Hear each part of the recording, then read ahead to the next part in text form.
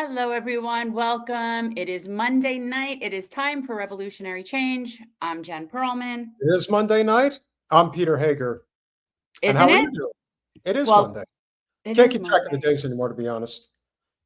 Well, But it's I'm hard for me because, once I stopped having to pay attention to the school calendar, it's sort of, once I don't have to do carpool and deal with like all the days, it doesn't matter to me what day it is. yeah, it just kind of blends together. That doesn't mean that responsibility has to go out the window, but No, but that's just not necessarily a regular 9 to 5 situation. that is very true. Guys, smash the like button if you can. Let's get this out of the way right at the top. So Jen and I had a talk earlier this evening about the future of this show and what that's going to look like. And we are going to potentially be messing around with some ideas. And we certainly welcome suggestions from the audience in terms of some things that maybe you would like to see that you think would help, maybe change some of the trajectory in terms of where things are right now. Obviously, we're in, yes, the algorithm definitely plays a role, but, you could say that we're in a little bit of a rut and we obviously want to do, what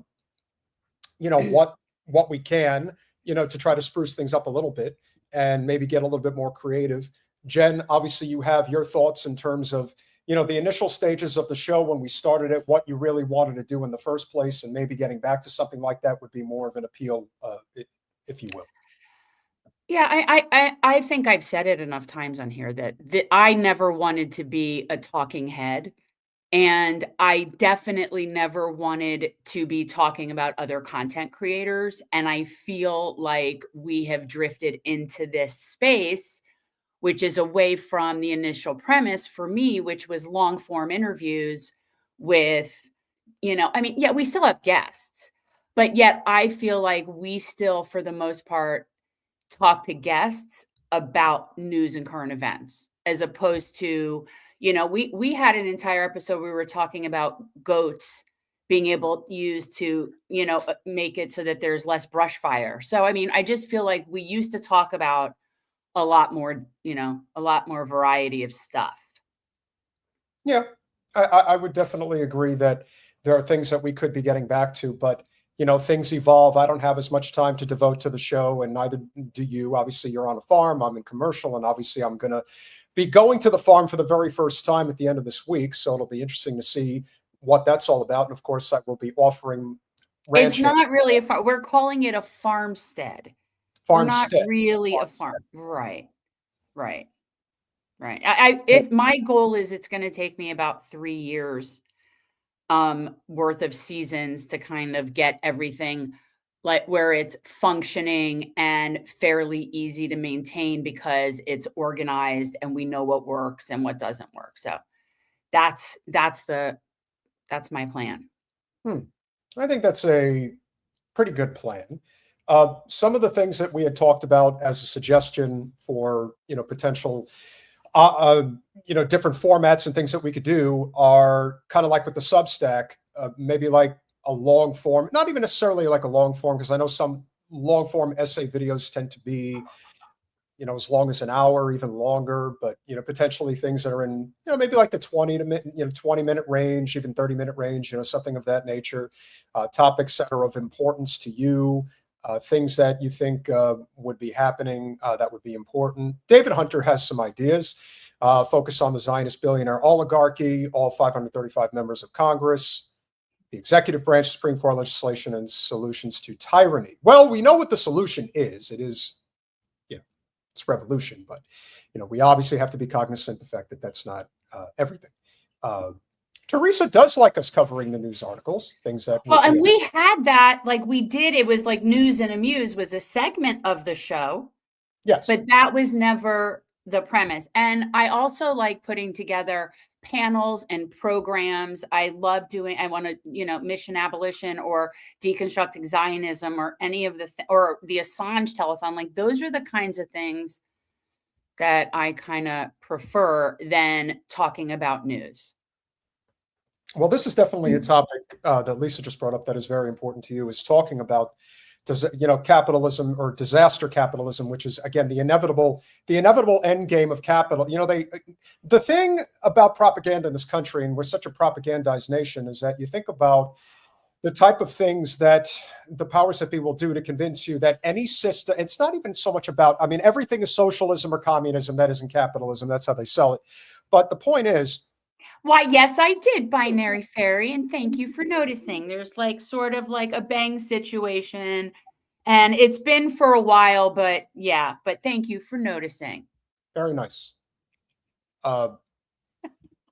Jen, the panel segments, we should make a more we've been talking about doing panel segments, so we haven't been doing it. And it's hard. Well, and people need to recognize that panels are not easy, and it takes a long time to coordinate them. We don't generally plan shows that far in advance. And in order to do panels, it is something that needs to be coordinated well in advance because of so many different people's schedules, right? So it's an effort. And, I definitely want to keep doing parts of mission abolition. I think it is critical. And, more and more people have to think of that as a mainstream concept and not some radical idea. So, well, it's a radical idea depending on who you ask. I think that's really what it comes down to. And some people might not agree with it, but the fact is the system is not long for this world. And that is the conclusion that everybody needs to come to terms with. The system will not last. It's not capable of lasting. We're seeing it busting at the seams every which way we look at it. And this weekend was very indicative of that. I touched on it a little bit on Saturday when I was with, the group of friends that I was with, and, they're very, pro-military, conservative, small town America type people. And even they were saying that this 4th of July should be a much bigger deal than it is. It doesn't feel like it's that big of a deal. And if what you would consider the last bastion of tried and true red, white, and blue Americana type people are saying that something is wrong with the system, then it's an inevitability that the system's going to break, because even they're saying something's drastically wrong. What do you think? You mean in terms of which people that are speaking up now? Which are the group of people that you think are coming to the party? Well, you even said you didn't care about Saturday. It meant nothing to you. And I think 4th of July, I've never really cared. The only time I ever liked 4th was when my parents had their house in Maggie, and that's because they really did a nice fireworks show, and my kids really liked it. Sure. But take that out of the equation, and what do you have? Well, I think that patriotism is nationalism, and it is in this country. And I'm not a fan. I'm not a fan of imaginary lines. I don't think people on one side of a line are inherently different than people on the other side of the line. And I'm not going to celebrate a country that is committing genocide around the fucking world. Yeah. Just not. Also, I would suggest that this country is really just an older version of Zio hell. And it's hard to feel proud. And I don't. And I don't give a shit. I don't care if there's not a United States of America any more than I don't care if there's a Zio hell. I just don't. I care about humanity. I care about people. I care about the least of these. I don't care what imaginary line they live in and what color their flags are.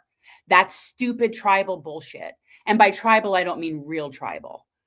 I mean partisan tribal bullshit. So, no, I am not a fan of the 4th of July. Not a fan. Even David Hunter gets a kick out of me tearing down a bunch of these people. And you have to remember something. When I talk about social media influencers, I never, ever talk about it in the context of gossip. I don't waste my time on that shit. The only thing that matters to me is identifying the pillars within the system that are trying to keep it upright. That's the thing about whether it's somebody like Nick Fuentes on the right or John Favreau on the left. Their whole goal, the role that they serve to play within this system and why they get on the algorithm, why they make so much money, why they are connected to the highest levels of government is because they're part of the club. Whether they say they're a part of it or not, you will always be able to determine whether a person is playing within the confines of the system that's in front of them or They're playing outside. Exactly. Exactly. It's Jen, also silly. It's all a fairy tale. We'll sit here and we'll talk about how Ziohel, when it was formed in 48, how they renamed things, they created a false history, they stole all the culture, they did all this. You mean exactly what we did just a little bit longer ago? Yeah. Because the only difference between us and them really is that we're a little older. But we've stolen what is, somebody please tell me, what's American? Hot dogs, baseball, hamburgers? Seriously? I mean, we have, here's the thing. We have things in our country and in our culture that is very American and very much our thing. That is good. But at the same time, we denigrate. What are those things?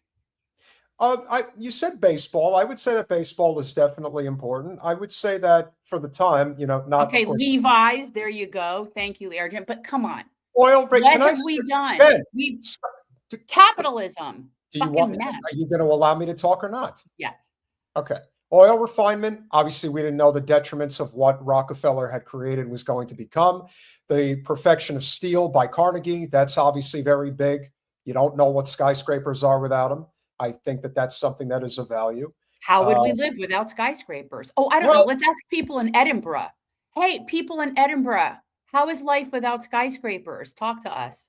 Well, again, you're talking about a different world when you had maybe a couple of billion people on the planet, and now you have 8 billion. That's a big difference. So I do think that doesn't mean we need to do it how we've done it. I didn't say that, Jen. I'm not defending the methods. I'm simply saying that there are things that we've done as Americans. Well, let's just say that I don't need to sing praises to things like fossil fuel and steel. That's not doing it for me. Again, I understand that. Penicillin, polio vaccine. There are things that we've done. NASA has done some great things. But again, the system is not designed to constantly being evolving on the basis of what is in the best interest of the people. The system has evolved into something that is very evil, very dark, and very much centered on the idea of, and especially right now with the collapsing empire, of I'm going to get mine by any means necessary. And if that means that I have to crush people in the process, then that's what I'm going to do. And that's the whole controversy of this system. And I think that that's something that legitimately has to be discussed. At what point do you stop denying the reality of this system? Do you stop denying the reality of where we are? Because it is pretty ugly. And while I'm glad that we are waking up to the realities of Ziohel and that I do believe we're going to break away from them in the not too distant future, I am also very keenly aware that the American experiment has failed, and what it's going to be after people come to terms with that reality is going to be even more interesting to see. But with that being said, if there was a bright spot over the weekend, it is definitely a plethora of fellow Americans led by friend of the show and the lead dog in the fight for justice for the USS Liberty, Phil Turney, showing the entire world what we think of Ziohel on the 4th of July. Music. Colin? Does it matter if it's, I don't know the rules. I'm just pointing it out so we don't have a problem. Colin, are we going to have a problem? No. By the way, shout out to Brian McGinnis and Eric Warsaw lighting up a stogie at the tip of the spear of the Israel fake flag. Okay. Oh, he says he can fix it after. Go ahead.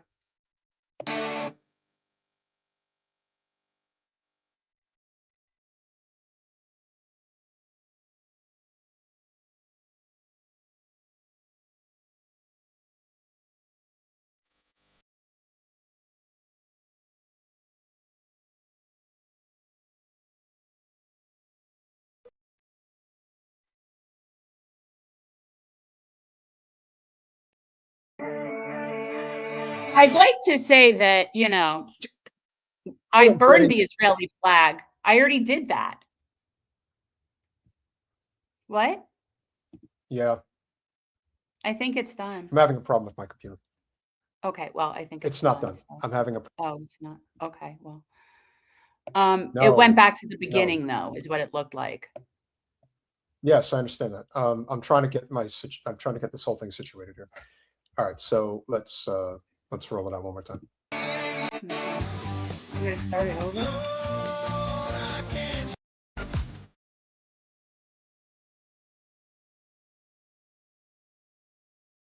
I burn this evil flag on the 4th of July in remembrance of my 34 brothers tattooed in my arm who were slaughtered by Israel June 8, 1957. Now, Yes, Phil, but no, I set an Israeli flag on fire in Florida. Yeah. So, yeah, videotaped it. But you're not a Florida resident anymore, so Lord knows if they can Nope. come after you. Not. Well, okay. I'm just saying.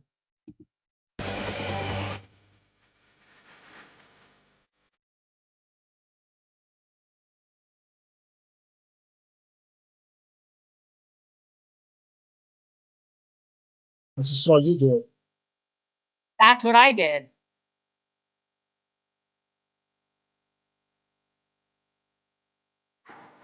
Did you know between 1765 and 1776, the British were involved in over 7 overseas conflicts that they were taxing us on at the same time? And did you know that since 2001, Israel has had us involved in over 7 different conflicts while we're getting taxed on it by them and their neocon bodies in the United States? That's bold. Very much Surprised so. they can use that like that, but Well, that is an AI image of Charlie, but you give. I guess everybody has an interpretation of how they think his memory is going to be taken into consideration. But yeah, I mean, Phil Turney, everybody from the USS Liberty, they're heroes, and obviously we've been very fortunate to have formed. I would say some of the best conversations we've had since October 7th, definitely with the surviving members of the USS Liberty. I mean, that opened up, a whole new avenue in terms of how to use our platform, how to use it effectively, and to help people like Phil get his message out there. And because we were able to get him on, we were able to connect him with others, and to see him go viral over the weekend, along with many others. That's one of several clips, but his lighting of the American flag, it seemed to have inspired a lot of other people to do wait, so. I thought he did the Israeli flag. Did he do the American flag? The Israeli flag. Yeah, flag. the Israeli flag. Yeah, and again, it's a lot easier for people. It's a lot easier for people to get around, or to accept the Israel flag burning. The American flag burning is not something that the average American is going to get behind.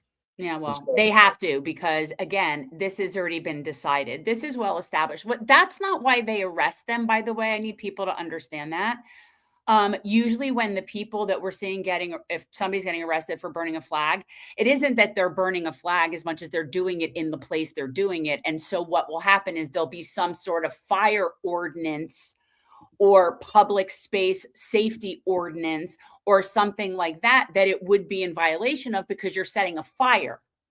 And that's usually what ends up being the legal pretext to arrest the people doing it, which is why when you see people like Phil Turney, and what I did was, it was at my house.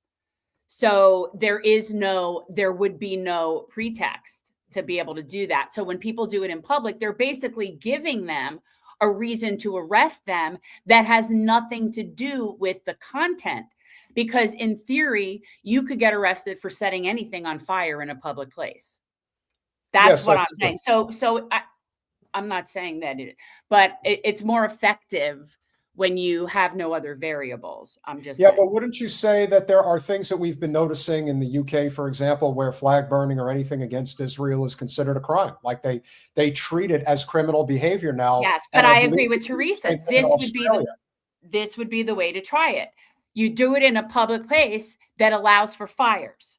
You do it in a public space that you're allowed to burn things. and then see what happens, and then see if somebody does that, because then it's purely content based. That's exactly right. You know, That's my point. The big difference between now, I think, and any other time that we've ever observed this type of behavior, and we've observed it well before October 7th. You know, this became a very, I mean, let's be honest, this became a hot button topic all the way back when you were first running for Congress the first time back in 2019. You know, how are you going to deal with this issue of Israel-Palestine? And what I've noticed is the more we've evolved through this moment that we're living through right now, is that no matter how hard they try to bring the hammer down, it's not working. In fact, people are becoming more and more defiant of the situation. They are not going along with this. And I think that in itself is a sign that we are heading for some type of a revolutionary change. I mean, you would have to be completely ignorant to that reality when you consider, and we'll be discussing this with Tiffany when she comes on, the economic situation is so grotesquely bad that there is no way to prevent this now, because the people who are in positions of power, who are obviously in favor of the Zionist state, they're not going to change. They're not going to shift course, because unfortunately in the global economy we live in today, which is also why the nationalist movement, the America First movement, is probably the fastest growing movement in the United States right now. These guys don't care. If things fall apart, they're going to leave. Peter Thiel has already made his pilgrimage to South America. He's already planted his flag in Argentina. That's why Milei, I think we can all agree. I mean, is it fair to say now that they probably rigged that election to get him in there, to make sure that they had a puppet president that they knew was going to open up the floodgates for basically the world's oligarchs to take over the state or the country? I think that's pretty safe to say at this point. Yeah. I mean, I'm not sure we're from where you started that to where you ended it. I'm not exactly sure. Is there a question? I'm saying that the reason that this nationalist movement is growing so exponentially in the United States is because of the reality of capitalism dying and the people most directly responsible for capitalism becoming the death knell for millions of people. They are just going to grab their golden parachutes and go run away somewhere like Argentina. I think that that's a little too obvious at this point. I'm more focused on the problem with the nationalist movements, because the America First is really just sort of like nationalism light. And it really isn't, to me, a good alternative. I don't know. It's pulling people away from supporting Israel. And that seems to be what we're focused on. But America First, it's like just a hop, skip, and a jump from fuck immigrants and we hate the other. So the America First movement, while it serves us to get away from Zio hell, it will then continue to take on a life of its own and therefore continue propagating this bullshit, supremacist, nationalistic shit, because that's really what it also is. So that's the thing. So we're now like making friends with people because they hate Zio hell, right? But then once that gets resolved, now we're with these sort of white supremacists that are America First. I think that that's an overblown sentiment. I think that there is again, it is easier to punch down than it is to punch up. That is a problem that we see all too often. People want to blame immigrants for. But that's what America First those people are the same people. Because it isn't just America First, it's Americans first for them. And Americans only include what they say it includes. Well, who are you referring to? I'm referring to anybody that would now affiliate themselves with the America First movement. Again, they might be thinking right now, oh, we don't want our money going there, and Israel and Israel and Israel, right? Like that's the focus right now. But I am telling you, the sentiment and the people regarding America First are really not that different from the, bigot, racist, white supremacist. It's a very close, let's just say in the Venn diagram of it all, the middle section is large in that.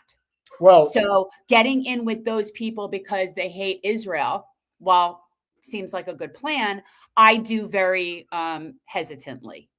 Well, I think that you're right, depending on what faction of the so-called right populist you're referring to. I think somebody like Fuentes would be a good example of that, where he may say that he hates Israel, and maybe he does, whatever his motivations are.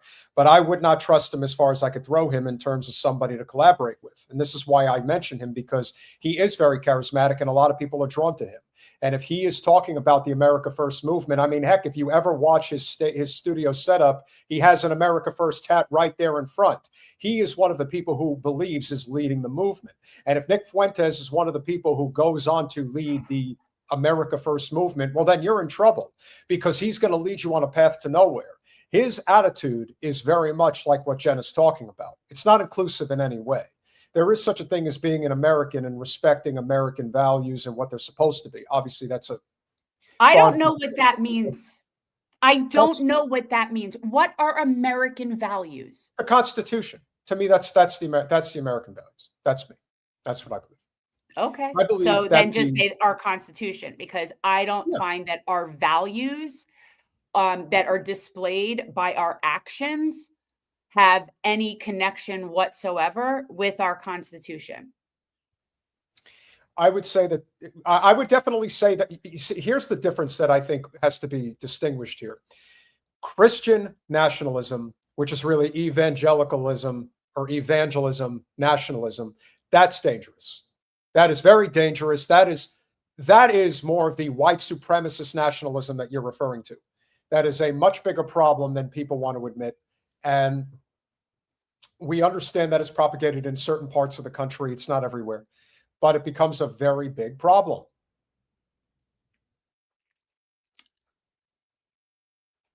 Are you saying anything? Oh, I'm waiting to see what you have to say about that. My wife is a brown immigrant that I brought here. It's controlled. You brought her here? You brought her here like property. You brought her here. Okay. I don't think you meant it's a controlled and limited process, but we don't need non-American family immigration.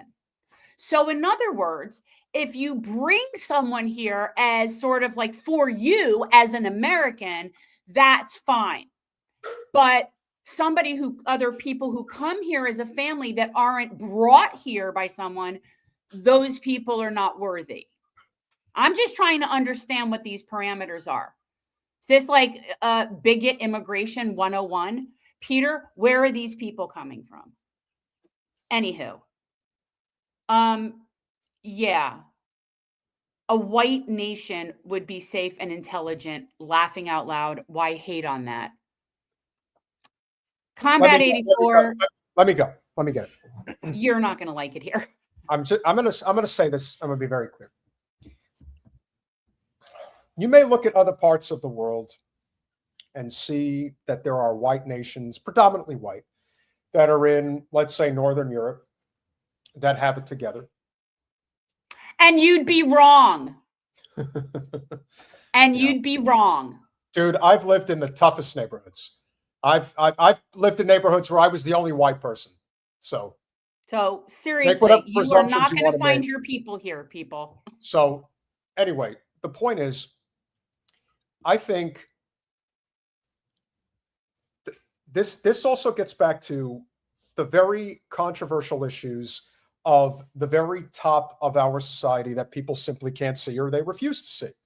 Most people in the United States do not understand how the banking system works, do not understand how there is segmentation that has been done for generation after generation based on racial, cultural demographics, which areas get bank investments, which don't, who gets bank loans, who gets rejected, who gets bank loans with little to no interest fees, and who has to pay the regular marks.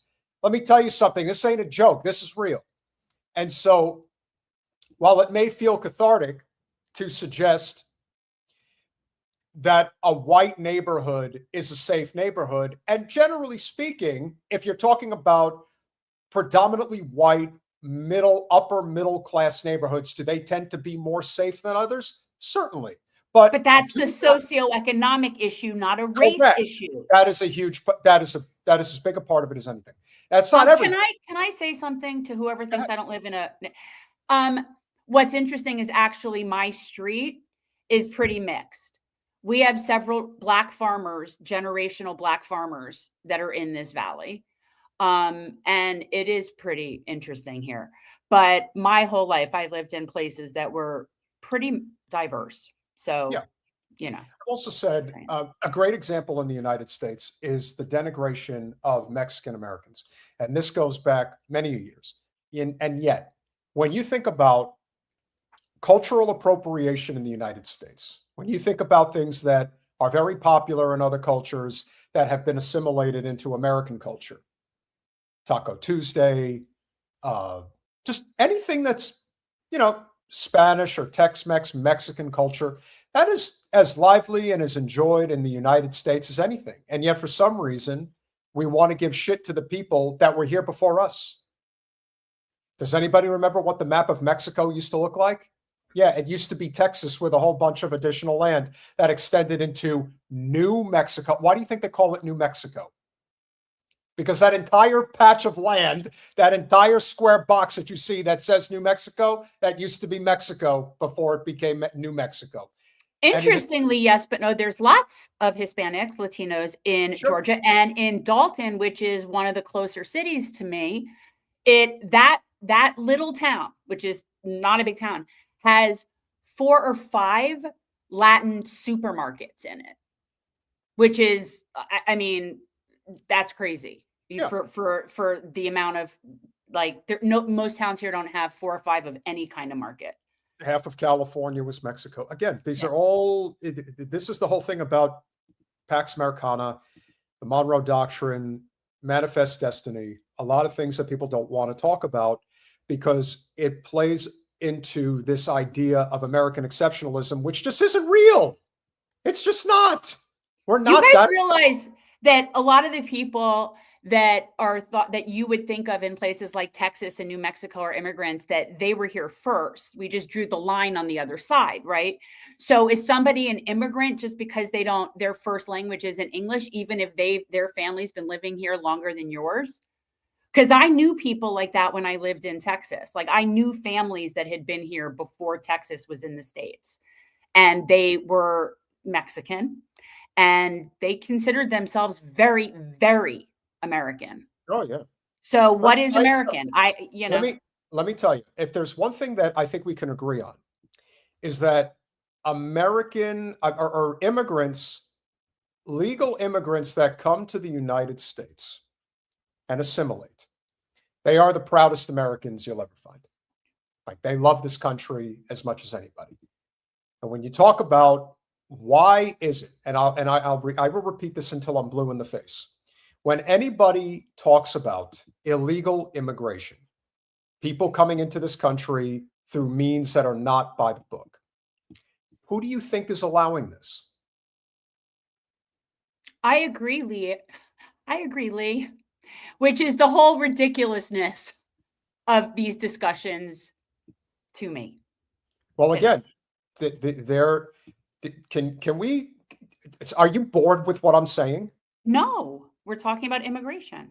So if you're going to talk about, and again, this is probably this is a big topic because you're obviously a lot more liberal on this issue than I am. I'm actually pretty conservative on immigration. And what I have repeatedly said and will continue to say is that if you believe in workers' rights, if you believe in the ability to make a living wage, if you believe in the ability to protect what you earn, you have to be in favor of by-the-book immigration, because the people who run this country are not. They are in favor of you being a slave if they can get away with it. They don't want you to have anything. There's a reason why we talk about it as being, and what it really is it's a shareholder economy. The version of capitalism that we have, private equity, Wall Street, Silicon Valley, you put it all together, it is a shareholder economy. If you are not a shareholder of a multinational corporation, you are a peon. You're a peasant. You're nothing. You are replaceable, and we will replace you, or we'll just kill you, or both. Depends on our mood. And this is where people like Peter Thiel come into play, Mark Zuckerberg, Elon Musk, Jeff Bezos. I know I'm always referring to the 4 horsemen, the same douchebags along with Bill Gates that we always think of. But this is their economy. Donald Trump and his family are just getting rich off of it. Not anywhere near as rich as the ones who are really stealing everything out from under us. Could you be more specific and talk about ruling class Zionist Jews are the ones who want this? Stop saying it's the Jews. That doesn't work, Susanna. Oh my That's not God. the answer. God, where are these people coming from? I am making it abundantly clear that the more you stereotype, the worse you make it for the cause that you're trying to fight for. Because as I would say to you, Susanna, as I would say to anybody else, remember, no one gets more fuzzy in the pants than Zionists when you talk like that, because that's all they have. They want to point to people like you and say, see, it's they just hate the Jews. It's just they're just anti-Semites or whatever the fuck word. Just say anti-Jews. The irony, Susanna, is that I don't believe in borders and I am a Jew, which is kind of funny because I kind of prove your point, but it has nothing to do with the fact that I'm Jewish. It's just because I'm a human. And I think that this whole, like, I own this land, you're on that side is just fucking stupid.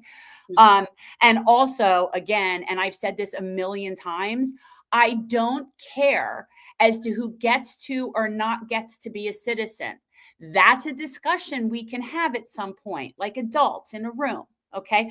My problem is how we treat people that are oppressed, vulnerable, and have less institutional power than we do, because it's cowardly and y'all are kicking down. They have no institution. So when you talk shit about people that are just trying to have a better life, and by the way, let me be very clear, the immigration policy in this country has always and will always serve the wealthy class.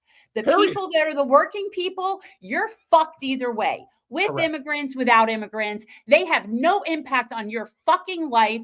And anybody who thinks that people with less power than them have any bearing on their position in life, you're a fucking tool for empire. I do not want. I hate this. And if I may add, and yes, George Soros is a good example of one of those types of people. But think about one of the things that a social democracy has. We're not talking about socialism. We're not talking about communism. We're talking about a mixed capital economy, one that is traditionally seen in places like Australia, Japan, parts of China, Germany, the UK, Northern Europe, and the Scandinavian countries, without questioning. Jen, take that down. Please stop feeding the trolls. I want people to understand something, and this is very important. Why don't you find out what type of opportunity you would have to form a worker co-op where you are and see what happens? Worker co-ops are considered a mainstay in places like Sweden, Norway, Finland. You go to places like that, and that's one of the reasons they don't even have a minimum wage. They just have amazing worker rights. And because they have these worker rights, they have the ability to negotiate living wage terms. They have universal health care. They have universal child care. They're able to take paid sick leave. They have all of these basic necessities that no one in America would know what the fuck it is if they got thrown at them. They would think they were committing a crime by accepting it. And yet in these countries, these things are they're just part of the system. And yet we're living in a nation today that we do not have pitchforks or AR-15s ready, locked, and loaded to go, when the president of the United States is talking about a military budget of $1.5 trillion. And when you think about compounding interest and what that's going to look like, you think your dollar is shit now? You have no fucking clue what's coming. And we haven't even hit the tip of the spear as to how much inflation is coming as a result of the shit we're doing with Iran. Like, that's just, why do you think Peter Thiel is leaving this country? Because he knows he may be a fucking lunatic, but he's very smart. And we know that. And he's smart enough to know, I better figure out how to get out of here, because I know when the shit hits the fan, I'm one of the people they're coming for. They're going to have to build a fucking fortress around Argentina. That's what they're going to have to do, because that's where they're all going to go. They're going to be trapped there. And while everything just completely falls apart, we're looking around thinking to each other, if we just blamed a few more immigrants, we might just solve our problem. No, it's because that's why we don't solve problems. And that's, again, not to say that we should have open borders. But if you think that the reason, You should be scared. yeah, if you think that the reason that we can't solve anything is because we haven't tightened the borders enough, you will never tighten the borders enough because the people who actually own your ass will never allow it to happen. We're going to build a But big... can I please suggest to people that the working people of the world, those are our people. Doesn't matter what their color is or their language is or what continent they live on. Those are the same people. The fake imaginary lines, that's just more of keeping the class war going. The oligarchs love that shit. Well, so we have more in common. I have more in common with these people that are trying to come here than I do with the people that are trying to control that and the people that benefit from fucking us all over. So, yeah. And hot dog, even if this is the case, and I'm going to give benefit of the doubt and say that this is the case, that they are coming in illegally. Do you really think that if the powers that be, everybody knows where everybody is at every minute of every fucking day with these things in our hand? What the fuck do you think these data centers are for? What do you think they do? They're here to, this is 1984 come to life. They monitor every fucking thing you do every fucking minute of every fucking day. You think anybody is getting into this country illegally unless they're being allowed to get in here? Of course they are. Stop referring to your wife as a brown immigrant, man. I swear. I can't. He's trolling you, Jen. You're not getting it. No, he's a pig. He's fucking gross. And these are the people you're attracting on here because I sure Whatever. I am trying to help people see the light. That's what I'm trying to do. I'm doing the best I can. Can I please have the story, Colin? Peter Thiel decided that he is not only going to flee this country, but that he is also trying to hold a conference. He was trying to hold it in Ireland. This is not the story, Colin. Hey.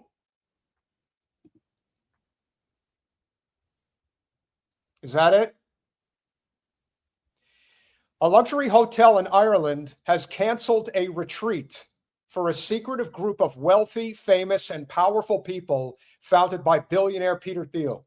The Powers Court Hotel was due to host a conference for dialogue in August, but called off the event after hackers released details of its membership and activities last month. Peter, I don't know why you're not watching what's going on in here, but this is some really weird shit. Okay? I don't know what these people are up to in here. What are you talking about? I don't watch every person's comment in the chat. I don't have time to do that. I know. That's what we have mods for. Well, I am Antifa. The question is, why aren't you anti-fascist? Jesus Christ. The invite-only organization founded in 2006 by Thiel and tech entrepreneur Auren Hoffman, yes, he is, in case you're wondering, was set to discuss preparing for a third. This is, Jen, team, this is what the conference was for. Preparing for a third world war, battlefield technologies, nuclear energy, that's not bad, and how to build cults, according to a leaked schedule. Guests would have included a NATO commander and senior Trump administration officials, the Irish Times report. Thiel is co-founder of Palantir, a spy tech firm that has worked with Israel's military throughout its genocide in Gaza and with U.S. immigration agencies accused of severe human rights violations against migrants and people advocating for their rights. You see how these things are correlated, ladies and gentlemen? You see how it all comes together? You see how we're all dog shit in the eyes of the people who really run the show? Do you understand that Rick Scott is the richest man in the U.S. Senate? He's the richest man in Congress. He's worth over $300 million. Do you realize that he has 1%? He has 1% of the wealth of Jeff Bezos. 1%. And he's the richest man in Congress. Do you understand how high this goes? How your money means nothing compared to people that can flip a country on its head if they want to? They do it for sport. Does anybody doubt that the fires in Lahaina were started on purpose? That's why they have their compounds there. Does anybody doubt that the fires that were started in Argentina were not done deliberately on behalf of the Zionist state and their cohorts that want to go down there and take over the entire country? Because they're going to do it. If there is a country on this planet that the Zio cause is going to take over, it isn't going to be the United States. It's going to be Argentina, and they will take it over. They're in the process of doing it already. Prominent dialogue members revealed in the leak include Texas Senator Ted Cruz, because of course he would be, U.S. Treasury Secretary Scott Bessent, a total fucking scumbag criminal to begin with, Israeli Finance Ministry economist Shmuley Abramson, Shmuel.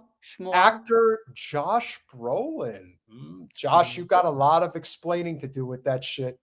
You could feign ignorance all you want. Sam Harris, I would expect.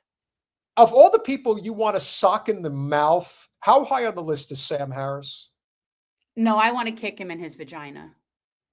You could do both. And longevity influencer Brian Johnston. Powers Court Estate, which owns the land of which the hotel sits in, Colonel Wicklow, said it was relieved and pleased about its tenant's decision to cancel.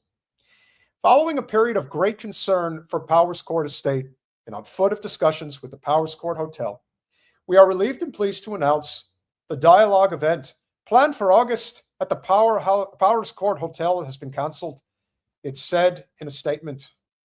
Powers Court Estate wishes to thank all of those who supported us through this difficult and challenging time, including our staff, neighbors, friends, supporters, and legal team. A hotel spokesman confirmed the event has been canceled, adding, "We have no further comment." The heat's getting a little too hot in the kitchen. I would like to. You know what? Maybe we need to have a whole big thing about that. Because clearly the level of ignoramus about immigration is just knows no bounds. So, yeah. You have to remember, and I will say this to MNS and anybody else who's here who follows the likes of Fuentes, Benny Johnson, Michael Knowles. Exactly. It was Ireland, not Scotland. Not Scotland. My Scotland is much better than my Irish, even though I am Irish, but they are pretty close. Anyway, Sam Harris is just a cunt, period. Just remember, there is a difference between being against illegal immigration and being against immigrants. And what the people like the Sam Harrises, the Benny Johnsons, the Michael Knowles, the little Ben Shitpiros of the world, with the exception of the Zionist, white supremacist coalitions that they obviously have no problem with coming into the United States. But the biggest reason that they do what they do isn't because they're against illegal immigration. They're just against immigration, period. They're against working people. They think that you should all be servants, subservient to the Zionist capitalist cause, and you will never get out of your own way. That's the whole premise of the system. Know the difference. Understand the importance of labor, that not every union is the same. There are good labor unions and there are bad labor unions. You can't put everything into one tiny, neat little box. It doesn't work. Not all Jews are Zionists. Clearly. As much as you may want to peg them in that box, because it's easier, it's more convenient. A lot of people don't like Jewish culture. I understand that. It doesn't mean you have to be like them. Don't be like them. Be Christ-like. Be better than them. Turn the other cheek. Get them the fuck out of our business. They're not going to run our country anymore. But don't be like them. Do unto others as you would have done to you. You wouldn't want them doing it to you. Don't do it to them. I came to the realization a long time ago that I don't want to deal with anybody who is part of the Zion cause. I want to hurt them, but I know it's not the answer. It is true. An eye for an eye makes the whole world blind. You will always be looking for a target, and you'll probably always find one if you try.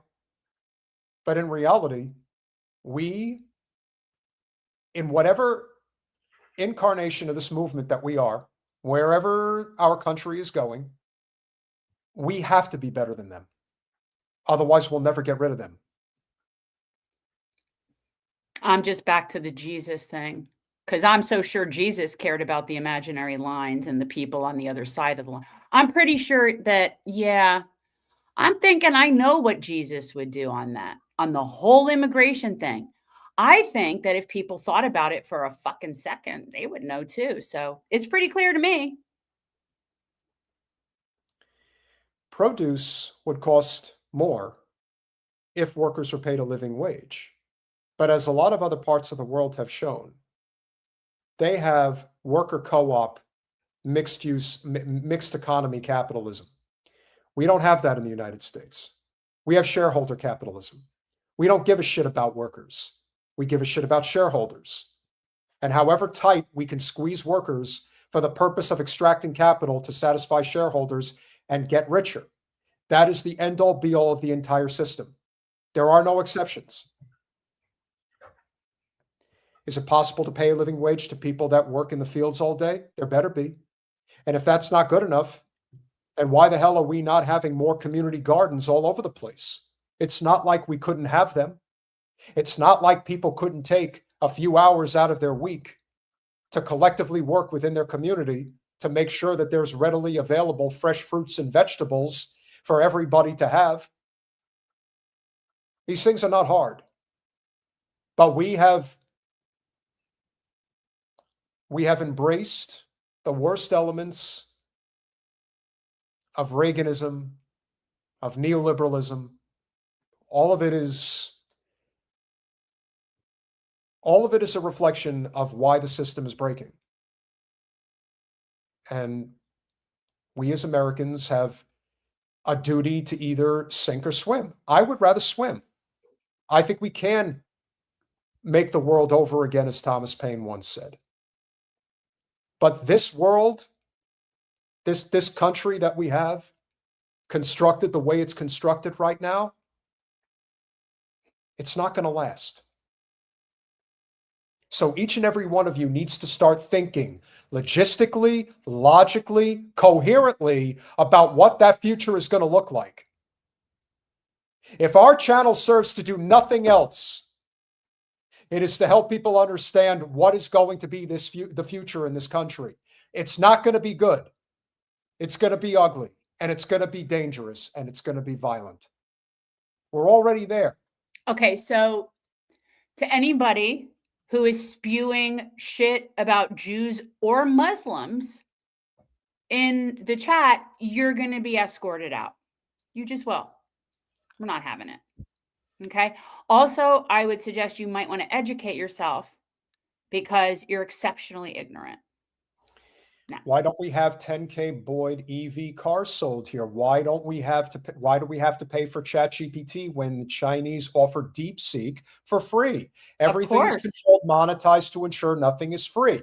And again, is it possible that when the Chinese yuan supersedes the US dollar as the world's reserve currency, if it happens in perhaps the next decade or so, do I think that the Chinese are going to change course? They might, but they're not now. And they care more about their people than we care about ours. The reason we don't have these things is because our government is broken. They're bought and paid for by corporate special interests, point blank, period. You know, we did a segment a couple of weeks ago saying that Elon Musk is not a trillionaire. You want to know why he's not a trillionaire? Because he's a criminal. That doesn't mean he's not a trillionaire. Those things are not mutually exclusive, clearly. Well, that's probably true. But the fact of the matter is, Elon Musk could never have become as rich as he is if he played within a true free market system, because his item is not the best one out there. But he bribed who he needed to bribe to make sure that his item is the only one that's available and that he is the only one who gets it monopolized and hence subsidized. And he still doesn't pay his workers a living wage. And that's why he's as the richest person alive. Now, he would still be filthy rich, but he wouldn't be filthy rich if you took various elements out of the equation. This broken economic system knows no bounds. And at some point, we are going to have to come to terms with that reality. It is an exceptional privilege and pleasure to have our guest this evening, who I have been following for a while. I am happy to say that I was following her when she only had a couple of thousand followers, and she has blown up, and I am very happy to see it, because Tiffany does what I consider to be high quality content. And anytime you have very important topics like our economy, like data centers, like farm subsidies, things of that nature, that have an incredible impact on our country, that allow for real, what you would call algorithm growth, it is always great to see. And Tiffany and I have been following each other for a little while on social media. She was one of a handful of people with a really strong platform that went out to try to help Thomas Massie when he was running for Congress in this recent election.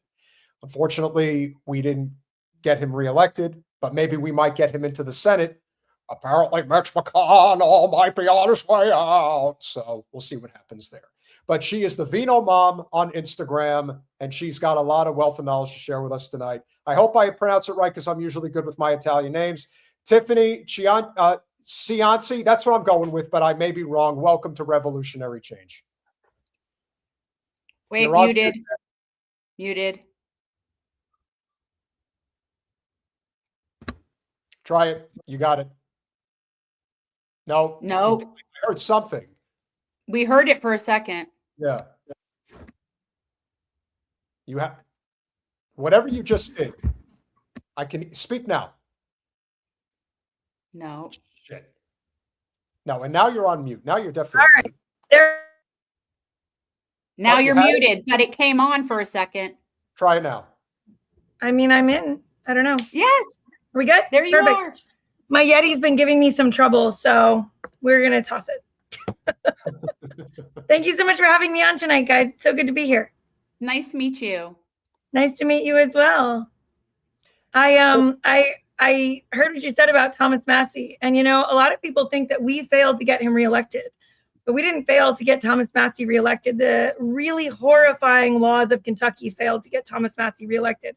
Most people don't realize that Thomas Massie in that election, they have the second worst primary laws in the United States. And so to register to vote for Thomas Massie, you had to register in December, which is why AIPAC and the Alliance didn't start spending until March. So nobody that wanted to vote for him could vote, right? So the young people didn't know this was an important thing. There was no advertisement that the election was even coming before December.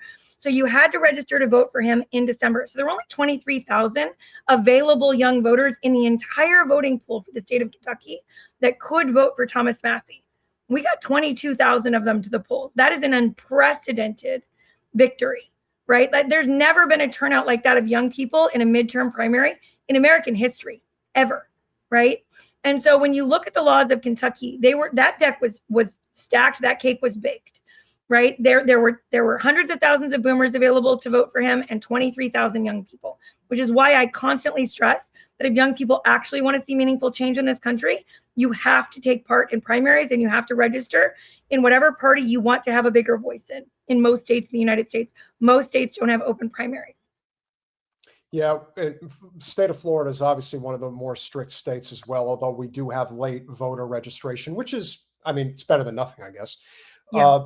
But the whole electoral system, which I think a lot of people have become very jaded about, a lot of people wouldn't participate to begin with, but knowing that a entity like the Zionist cause can toss over $30 million in a congressional race in Kentucky just to get their way, which again, I'm still not convinced that election was on the level. That's my opinion. We have free speech as long as far as I know, that we can actually see. But I think, I mean, Jen and I call our channel Revolutionary Change for a reason. I think it is inevitable. We're heading for one.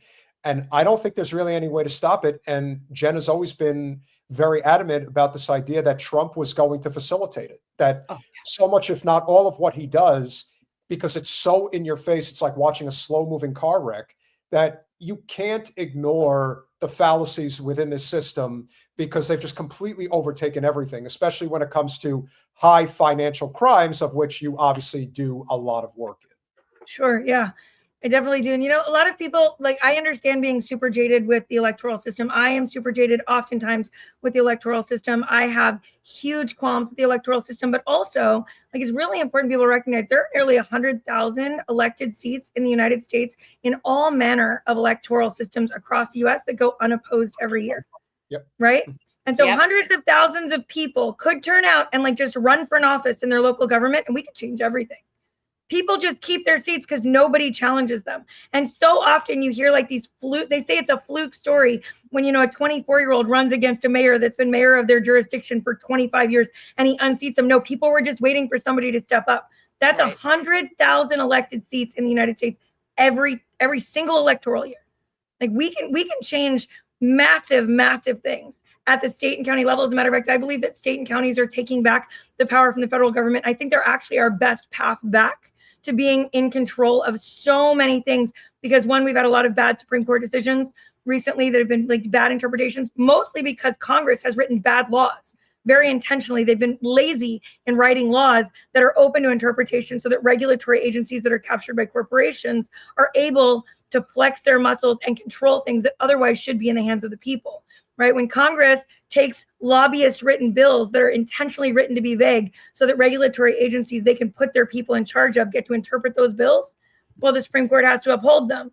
Right? So we have bad Congress members. We have a do-nothing Congress that is not doing their job. Then the Supreme Court is coming in and saying, well, you didn't give us anything to work with. We're not doing our job. But the states, they still have a lot of authority to flex and do things that make meaningful change. And so people need to run for office, especially in their local elections. I think it's very, very important. I think that's the only place it matters now, to be honest with you. I don't think close. It really matters. I am my concept is that we're headed for a degrowth situation, because at the end of the day, we're not going to be able to keep maintaining this level of energy, of consumption. We're just not. Yeah. So in the places where people are going to have the best chance of being able to survive what is coming are going to be people that live in more small, sustainable communities. And so the concept of having more power locally is what is going to make people be able to survive what is coming. Because we're going to have an infrastructure thing at a national level and a supply chain at a national level that is just going to be failing. It cannot sustain. So for me, it's the only answer is smaller, sustainable communities and local, I mean, mutual aid and stuff like that. But local is the only answer. You know, I was listening to your segment just before me where you were talking about Peter Thiel and his dialogue group getting canceled from the hotel in Ireland. And when you look at some of the things that Peter Thiel has said about the problems with democracy being voters, right? He said that very, very openly with his whole chest. The problem with democracy is voters. He said if we could gain enough control over the governments by putting our technology in there to circumvent the will of the voters by just enacting the change we want, we can take over everything. He said that very openly, very comfortably, no problems, no qualms, right? What we're seeing right now is that the Supreme Court recently just made a decision just 4 days ago, I think it was 5 days ago, where they ruled that Trump, for the first time in American history, a president has the authority to fire partisan employees at the bipartisan agencies. So like right up until now, right, the FTC, the SEC, we have these agencies that are always supposed to be bipartisan, which that means that there's usually 5 or 7 people at the top, right? And it's supposed to shift back and forth with the executive, who the chairperson is, while the commissioners are supposed to be split 50-50. So at the FTC, there's always one chairperson, and then there's supposed to be 2 commissioners from each party, right? And the president comes in, the new president, and they reappoint a new chairperson. But the like Trump came in, and that means Lena Khan is no longer the chairperson, which in my opinion, Lena Khan was the best thing Biden ever did. Right? Without a doubt. Was the worst thing Trump has done, and he's done a lot of that I don't agree with. But firing Lena Khan is number one on my list. Okay. Yeah. But then he fired Rebecca Slaughter and Alvaro Bedoya. Rebecca Slaughter and Alvaro Bedoya were the Democrat appointed commissioners. Since the founding of the FTC, there has always been 2 from the left, 2 from the right, and an executive appointee at the top. Okay. And Rebecca Slaughter and Alvaro Bedoya sued in court to say he's not allowed to fire us without cause. We're supposed to be a bipartisan agency. And for the first time in American history, our Supreme Court ruled this week in a ruling that was entirely overshadowed by the birthright citizenship ruling. Exactly. That yeah. he absolutely can fire them, and that now the executive controls what were the bipartisan agencies, which means that every single time a president takes office, now every single office is going to shift and it's going to become entirely partisan. Well, when you look at things like the FTC and the DOJ, they're supposed to be they're our wall of security against monopolies.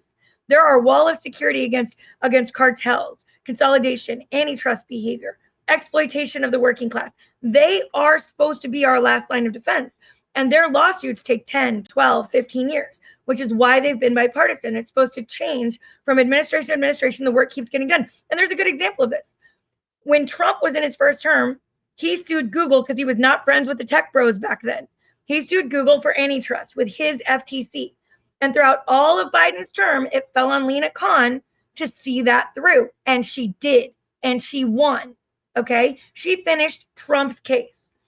And then he came back into office during the penalty phase, fired Lena, Rebecca, and Alvaro, who were fighting this case on his behalf. And then they showed up at penalty and asked for nothing and didn't break up Google after they won.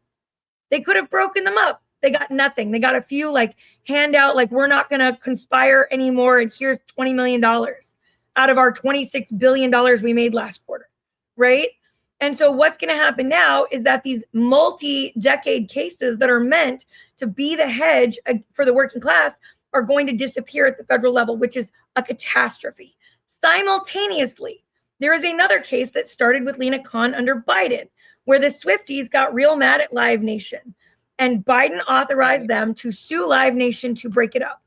And they started under Biden. And the Swifties were very happy. And everybody who goes to concerts was very happy about this. They started heading to court. And on the day the case was supposed to begin, 3 months ago, it came out that the DOJ and the FTC showed up, walked in. A lawyer had prepared for years to argue this case on behalf of our country and the voters. And the DOJ walked in with the FTC and said, hey, we settled with them. We're not pursuing this anymore. On the day the trial was to start. Well, 37 states had joined in that case. 37 attorney generals from bipartisan states all across the US. And they said, well, we did not settle with them and we're continuing this case. And they just won. Our states are the hedge against the consolidation that is the corporate capture of our federal government. And that is why these international monopolies like Bayer Monsanto, Syngenta, right? JBL, who runs our meat packing, right. like right now, Smithfield, which sounds American, but is actually Chinese communist owned, right? That is why these companies are all fighting right now to get laws passed that take power from the states and consolidate it into the executive, because the states are still fighting and it's working. And they're actually gaining power back that they had ceded to these federal regulatory regimes. And that's where people need to be flexing their muscles, running for offices, and really pushing to make a difference right now. Yeah, unfortunately, one of the biggest, I would say, deterrents is the two-party duopoly. However, as you know, local elections tend to be nonpartisan. And I think that that's one of the great draws, because I think a lot of times people are not even necessarily concerned per se with a third-party initiative, which is nearly impossible anyway, considering how the system is constructed. However, you are not under any obligation to run for mayor, typically city council, county commission, city planner, sheriff, tax collector. There's a lot of different roles that do not require you to be in a party. You just need to serve the public. And that's always been something that I have always found perplexing. People get so caught up in, oh my God, who's going to be the president? You should be concerned about who is your local lead official, because that's where you can, you see elections all the time. They're decided by 10 votes. Yep. These things really do matter. And getting back to that whole ground up elections, I think is imperative. The question is, how do you know if you're electing the right people, and how do you form an even bigger coalition sort of nationwide? Because I do think this anti-Israel movement, in conjunction with whatever, despite Jen's hesitancies, what this America First movement is going to look like, because obviously it's going to have many different incarnations in terms of factions and whatnot. But this, to me, I think is an imperative, knowing how we can best coalesce. And I think based on what you're saying, it is an excellent way to coalesce, because if you're going to say anything positive about the Biden administration, Lena Khan was the best of what he had, because she really did her job and did it well. And if there is anything we know with absolute certainty about the Trump administration, it's a total freaking free-for-all of let's loot the Treasury for all it's worth for as long as we can, because we know the system isn't going to last. So we might as well get what we can while we can. So how do you ultimately see it evolving, and how do you see us better coalescing? Well, like there's a lot of things that can unite people, right? I know we're supposed to talk about data centers. I told you I wanted to talk about SOBA on this piece. When you look at some of the things that are happening right now, there are other Supreme Court cases this week that were really, really scary as well. For instance, there was a Supreme Court ruling this week straight down party lines that decided that now political parties, it's a case that's going to embolden the two-party system and build huge barriers to entry for independents right now, okay? This case was also decided 4 days ago. And what it said is it had never been looked at, that now, effective 4 days ago, the two parties are allowed to spend unlimited amounts of money to influence elections where no money was raised for that candidate. So let's say that nobody in the party wants a Democratic candidate or a GOP candidate in the state of Missouri, right? And that the two candidates that are running are both only getting ground game money. Or one of them has like AIPAC coming in and spending $30 million. And the other one is only getting $200. One of those two parties can now come in, even though no money was raised for that candidate by that party, and spend obscene amounts of money to prop up any candidate they want without the will of the voters being heard at all. That is another, and what this just did is it laid the groundwork for something that I think all of us need to be a little bit nervous about. There were two cases that are right now winding their way to the Supreme Court, one out of Maine and one out of Hawaii, that were about to undermine Citizens United. The two states passed laws stopping corporations from spending more than $7,000 making political donations, which is a power that originates in the states. That is not a federal power. It is not bestowed in the Constitution. All creation of corporate entities originates by the state where the corporate entity is created, and then in any state it's domesticated into. So this was the first law that could stand up to constitutional scrutiny that would stop corporations from buying elections. Well, as of this ruling this week, now they can give it to the parties and keep buying them. So it almost and circumvent those new laws. Yeah, it almost sounds to me like a situation that Jen and I are working on in Seattle with Shama Sawant's independent campaign against Adam Smith, who is the author of the conscription bill to forge the U.S. and Israel militaries together as one entity. And so what they have in this race right now is what we would call sort of a dummy candidate, a person who is running on the Democratic Party line, isn't really viable, but for some reason is getting hundreds of thousands of dollars when she clearly is not capable of raising that money. But if the party apparatus steps in and says, okay, we desperately do not want Shama Sawant getting to the general election, so now what we're going to do is we're going to prop up this no-name person, stick their name on the ballot, tell everyone to go vote for them, and by some miracle, she might end up getting enough votes to block Shama from getting to the general. So more or less, that's what the Supreme Court just issued as a ruling to say, yeah, you could do that if you want. You could just make up fake candidates pretty much. Yes. Now I want to stress that you asked what the future is for coalescing, and I want to be very clear. What we did in Kentucky is the future. I want to be very crystal clear, because people are like, oh, Massie didn't win. Massie didn't win because the law made it so he could not win. We still got 90% of young people in his district that were registered to go and vote for that man. Okay. Nice. That has never happened before. What we did was we took 36 creators to Kentucky, right? We went out there and we went to all of the rallies. We flooded the internet and we got 3.2 billion impressions in 6 days. That AIPAC can't buy 3.2 billion impressions on Fox News, and neither can the DNC or the GOP. They cannot. All right. We took people that don't take money from political parties. We paid our own way to get there, and we out-influenced their spending. We got 135 million engagements in 6 days. We kept Thomas Massie at the top as the #1 trending topic on Twitter for like 39 straight hours. Never happened before. Never happened before. We kept him in the top 10 for 9 straight days, right? because we are what's authentic and people realize it. They also realize that creators can be bought, but it shows. You can taste authenticity. You can hear it, you can smell it, they can see it coming a mile away. And with the rise of AI, that's going to continue. The future of influencing elections for the working class, for the regular people, is going to be in us flexing our muscles to give voice where they can't buy it. I couldn't agree more. That's the future. Yeah, and I'm going to do it again. I'm going to bring my creators and we're going to go again. Left, right, middle. If you're anti-corruption, we're going to go. Oh, Tiff, whatever it would take to do this for Shama Sawant in Washington's 9th District, we are all about it. I mean, this election, if you're looking for a primary election right now that has that type of juice, like the Massie election, this is the one, because it's such a contrast between the two. I mean, this is a person who brought the highest minimum wage in the nation to Seattle. She's definitely, she made Amazon, have to pay a tax to help their Amazon workers pay for housing in Seattle.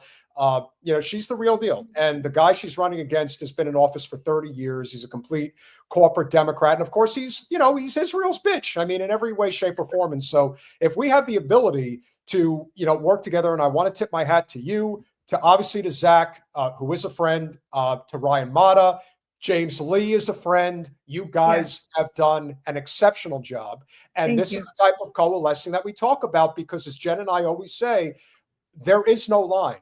There isn't this, well, if we go this far, we might piss off our Republican friends or our Democrat friends. And it's like, no, that shit doesn't matter. So when you know who the creators are that are not going to go there versus the ones who are like, no, this is the future of our country, this is where we need to go, then by all means, that is the evolution of this. And I am totally with you on that. And with that being said, these data centers, I don't think people truly comprehend just how dangerous they are. It's one thing to recognize the environmental impact, the social impact, the noise pollution impact, but it runs even deeper than that, especially when it comes to our farmers in this country and what it's doing, this devastating destruction of our soil. I mean, the soil destruction in this country is something I don't think people, again, can wrap their heads around. And if you think we're fighting for wars over oil is bad now, you wait till we're fighting wars for water, because that's coming. And so where are we right now with this highly controversial bill? And I did pull up an article, we could just briefly tap on it, but small farmers form coalition to push back against proposed 2026 U.S. Farm Bill. I know this is your wheelhouse. This is something you're very passionate about. Yeah. What can you tell us about what's going on here right now? Because this is clearly not a bill that is in favor of our farmers. Yeah. So right now, data centers are. I'm going to start at data centers. I'm going to circle back around, because there's a data center sandwich here, but in the middle is some really important stuff for the farmers that's bigger than the data centers. So right now, we've seen the entire Farm Bill process over the last 15 years, really since Citizens United, like everything else. We have seen this constant growth of corporate capture of the process of subsidizing our farmers. Now, I want to be very, very crystal clear. Our entire agricultural system, our entire food security system is governed and operated by 8 monopolies, okay? There is no competition. You look at seeds, 2 companies. You look at meat processing, 1 for each particular meat, right? You've got JBS has all the beef. Smithfield has all the pork. Tyson has all the chicken, right? These are, you go over to herbicides and pesticides, you've got Chinese Syngenta, and you've got German-owned Bayer Monsanto. Our entire food supply system is managed by monopolies that have been allowed to rise because our FTC and DOJ have been for sale over and over again. They have not stood up for farmers. And as a result, these 8 companies get to set the price of every crop in this country. All right. There's a reason our farmers are getting less, not adjusted for inflation, actually less for crops now than they did in 1998. Yep. All right. They're spending more, they're keeping none, and they're making less. So the subsidies become increasingly important for the safety of our security system. The problem is that the farm bills are so often co-opted. They're co-opted by these agricultural monopolies to force the spend of the subsidies the farmers get straight back to their pockets. For instance, you'll see Bayer Monsanto come in, which their lobbyists, their 2 biggest lobbyists are who? Susie Wild, right? Susie Wild and Pam Bondi. They were the 2 biggest lobbyists for Bayer Monsanto. Does everybody know that? No. Does everyone know that? No? Right before Susie took office, her primary client at Ballard Partners was Bayer Monsanto. Her second client, Pfizer. Okay. And now she's the chief of staff. And just before she had that job, she was Benjamin Netanyahu's campaign manager when he ran for office again. What could go wrong? A really great person. What could go wrong? Right. Simultaneously, Pam Bondi was the second in command at Ballard Partners on those two contracts. Okay. So what we have is an administration that's had Bayer Monsanto hand select 22 executives and officials that are in the executive administration. They've also spent tens of millions of dollars to influence these, not just our farm bills, but also our legislation, also these cases that are creeping to the Supreme Court to grant them immunity, because they're spending tens of millions of dollars to avoid having to pay out tens of billions of dollars for killing American farmers. But what they'll do is they will go over and they will say, hey, we want you to give, $1 billion in subsidies this year, but only if they use it to buy our herbicides. And they put it in there. And then Syngenta will come over and they'll go, we want you to give like $1.2 billion from our taxes or our donations or whatever, but only if they use it to buy our herbicides and our desiccants. And what we're doing is creating farmers that are fully dependent on chemicals and then chemical resistant seeds that are genetically modified, instead of using those subsidies to help them move to organic regenerative farming that's good for soil health, which is what they want, by the way. That is what the farmers want. Okay. I was going to say that. I live in a little farm valley, and that is what they want. That is what they want. They don't want to use the chemicals, and that is what they do want that. Tiff, can you explain, could you just a brief sidebar, can you just explain like why? What is the purpose of Roundup? What is the purpose of Monsanto? Like, why would anybody want to poison food and think that that's acceptable? What is this that I'm missing here? Bayer Monsanto was a company that came into power during World War II, creating chemicals for a different country. It's a German country, right? They were creating a different kind of chemicals. And then they needed use for a bunch of the chemicals that they were using post-war. And they did a bunch of testing and found out it killed lots of things. Problem was it started killing seeds too. So then they invented genetically modified crops that stood up to it. So you could kill tons and tons of weeds and pests and keep the food safe, except we all now have celiac disease allegedly for, educational purposes only. And so what they did was they started creating a system where those chemicals had to be repurposed and used for something else. The same way lots of petroleum products were, lots of other products were, right? You had to find like petroleum products and things that were used at war were repurposed into food. And that's how we ended up with so many additives in our food supply. Right? There's a lot of companies that just were too big to fail. That wasn't a new term. That was a term that's gone back to the 1920s, post-war, that were then repurposed to feed us. And now we have the sickest nation on earth. What I can tell you is that farmers are dependent on it, because once you start using it, your weeds come back increasingly resistant to it. And you have to use higher and higher concentrations to keep your crops going. And to not do it, you have to take years off to infuse your soil with health, right? It's a hard transition. The problem is they're also making no money on their crops, because these are the same companies that control the cost of the crops. And they are a cartel. They engage in antitrust behavior to control it, right? Scotty NYC says they're being used on forests to cut back on forest fires. They're being used in forests, and they are saying to cut back on forest fires. What they're actually doing is killing very important local vegetation, right? There are weeds that are very, very important to the undergrowth of a forest, right? They are using it because they're finding ways to get the government to give them contracts for more and more money, right? And so what Roundup has been doing right now, if you look, Roundup has been sued by hundreds of thousands of farmers, hundreds of thousands, okay? Because if you overlay two maps in the United States, one map that shows the heartland of America, the highest crop production in the USA, the breadbasket of America, and you overlay it with a map of the highest concentration of lymphoma and leukemia, they are identical. Yep. Identical. I mean, to tiny little lines skirting cities, identical. All right.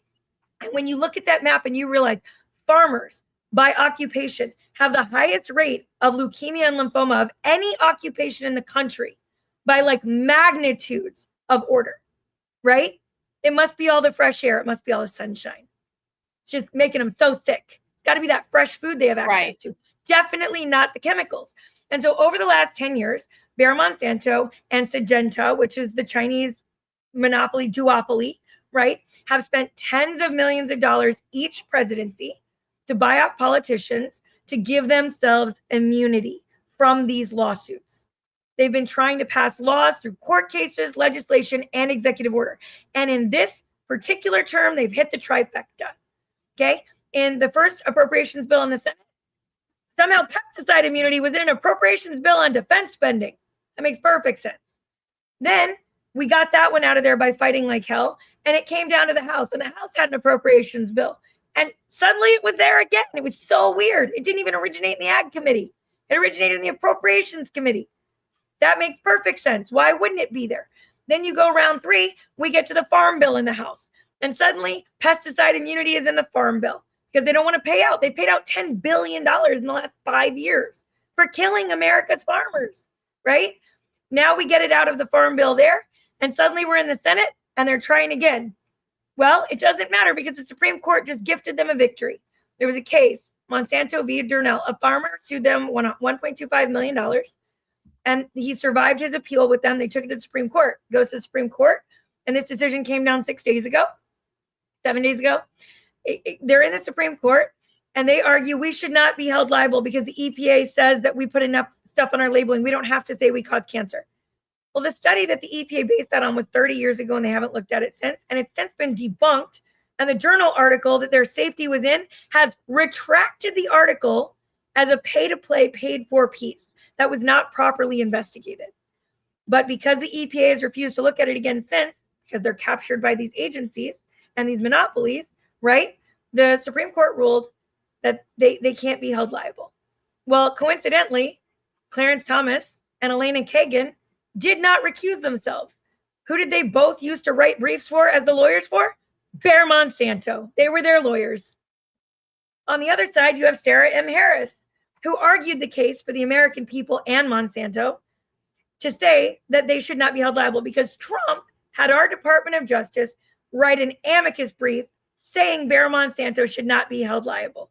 And he hired a woman named Sarah Harris to come into the government for 4 months to do it. Just before that 4 months, she was Bayer Monsanto's personal attorney. She stayed with the government for 4 months to write that brief, and then she left the government, finished her civic duty, and went back to a fat $1 million bonus, and is now the lawyer again for Bayer Monsanto. Where did she work before that? She was Clarence Thomas's personal clerk. This cake was also baked.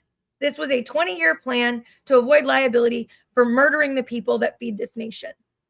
Okay? This is the capture that these corporations, but we have a chance to fix it. We have a chance to fix this. How because can we do it? right now, there is an amendment to the Farm Bill in the Senate. We're in the Senate now, okay? We're on the 4th bill this year that is killing farmers and not helping farmers, that is supposed to support farmers. And Cory Booker has offered up an amendment, a straight one-sentence amendment. FIFRA, the law that the Supreme Court hung their hat on, does not supersede states' rights.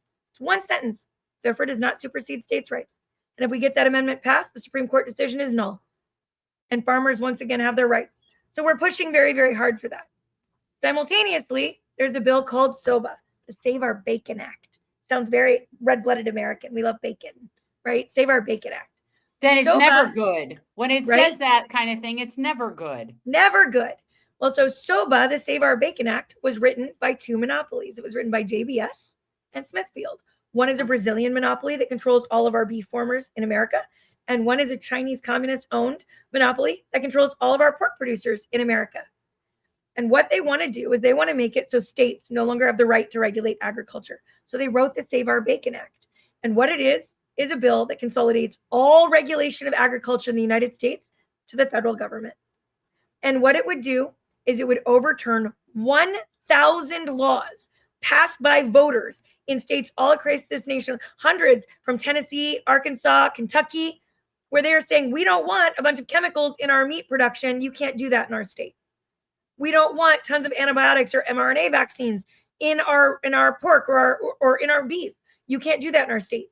States have always had the right to regulate agriculture because we are a country founded and built on states' rights.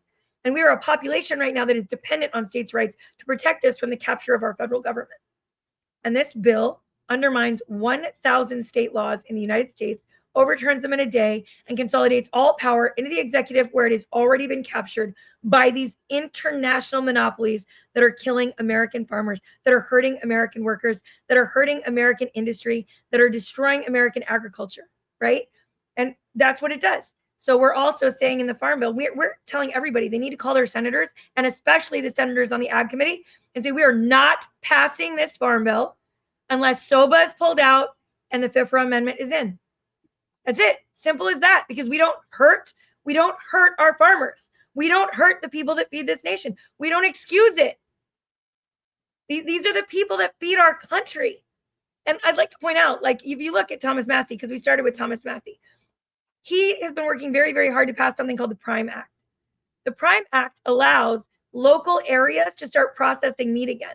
Well, since these monopolies took over meat processing, 230,000 small meat processors in the United States have gone out of business. And his PRIME Act enables that to start to be possible again. But the only way it works is if states have the right to regulate agriculture, because it imbues it into the states. And so this undoes all of that good work. Because all of a sudden, you can't regulate, and the states are no different from one another. Right? And if you want to look at like the worst of what this does, there's a bill in California that passed called Prop 12. Okay. Yeah. A lot of people on the right don't like it when I talk about California laws, right? But a lot of our labor laws have originated there. A lot of them originate in Las Vegas, some other places. You know, sometimes, you know, a law passes that's really, really good for everyone. And Prop 12 was one of those laws. It wasn't written by legislators. It was written by the people and passed through referendum. It was passed by a vote of the people, overwhelmingly, not once, but twice. All it said was you couldn't use something called gestation crates. If you've never heard of what that is, you take a 600-pound sow, right, a pig, and when it gets pregnant, you force it to lay on its side and you put a metal bar on top of it. It can't move. It lays its own filth and squalor, and it gets infections and bed sores while it's pregnant so that you don't need room for it to move around, right? They feed it through tubes and they pump it full of antibiotics and vaccines because it gets so many infections. And we have to eat that. At the end, it gives birth stuck on its side, and then the babies feed off of it while it's stuck on its side.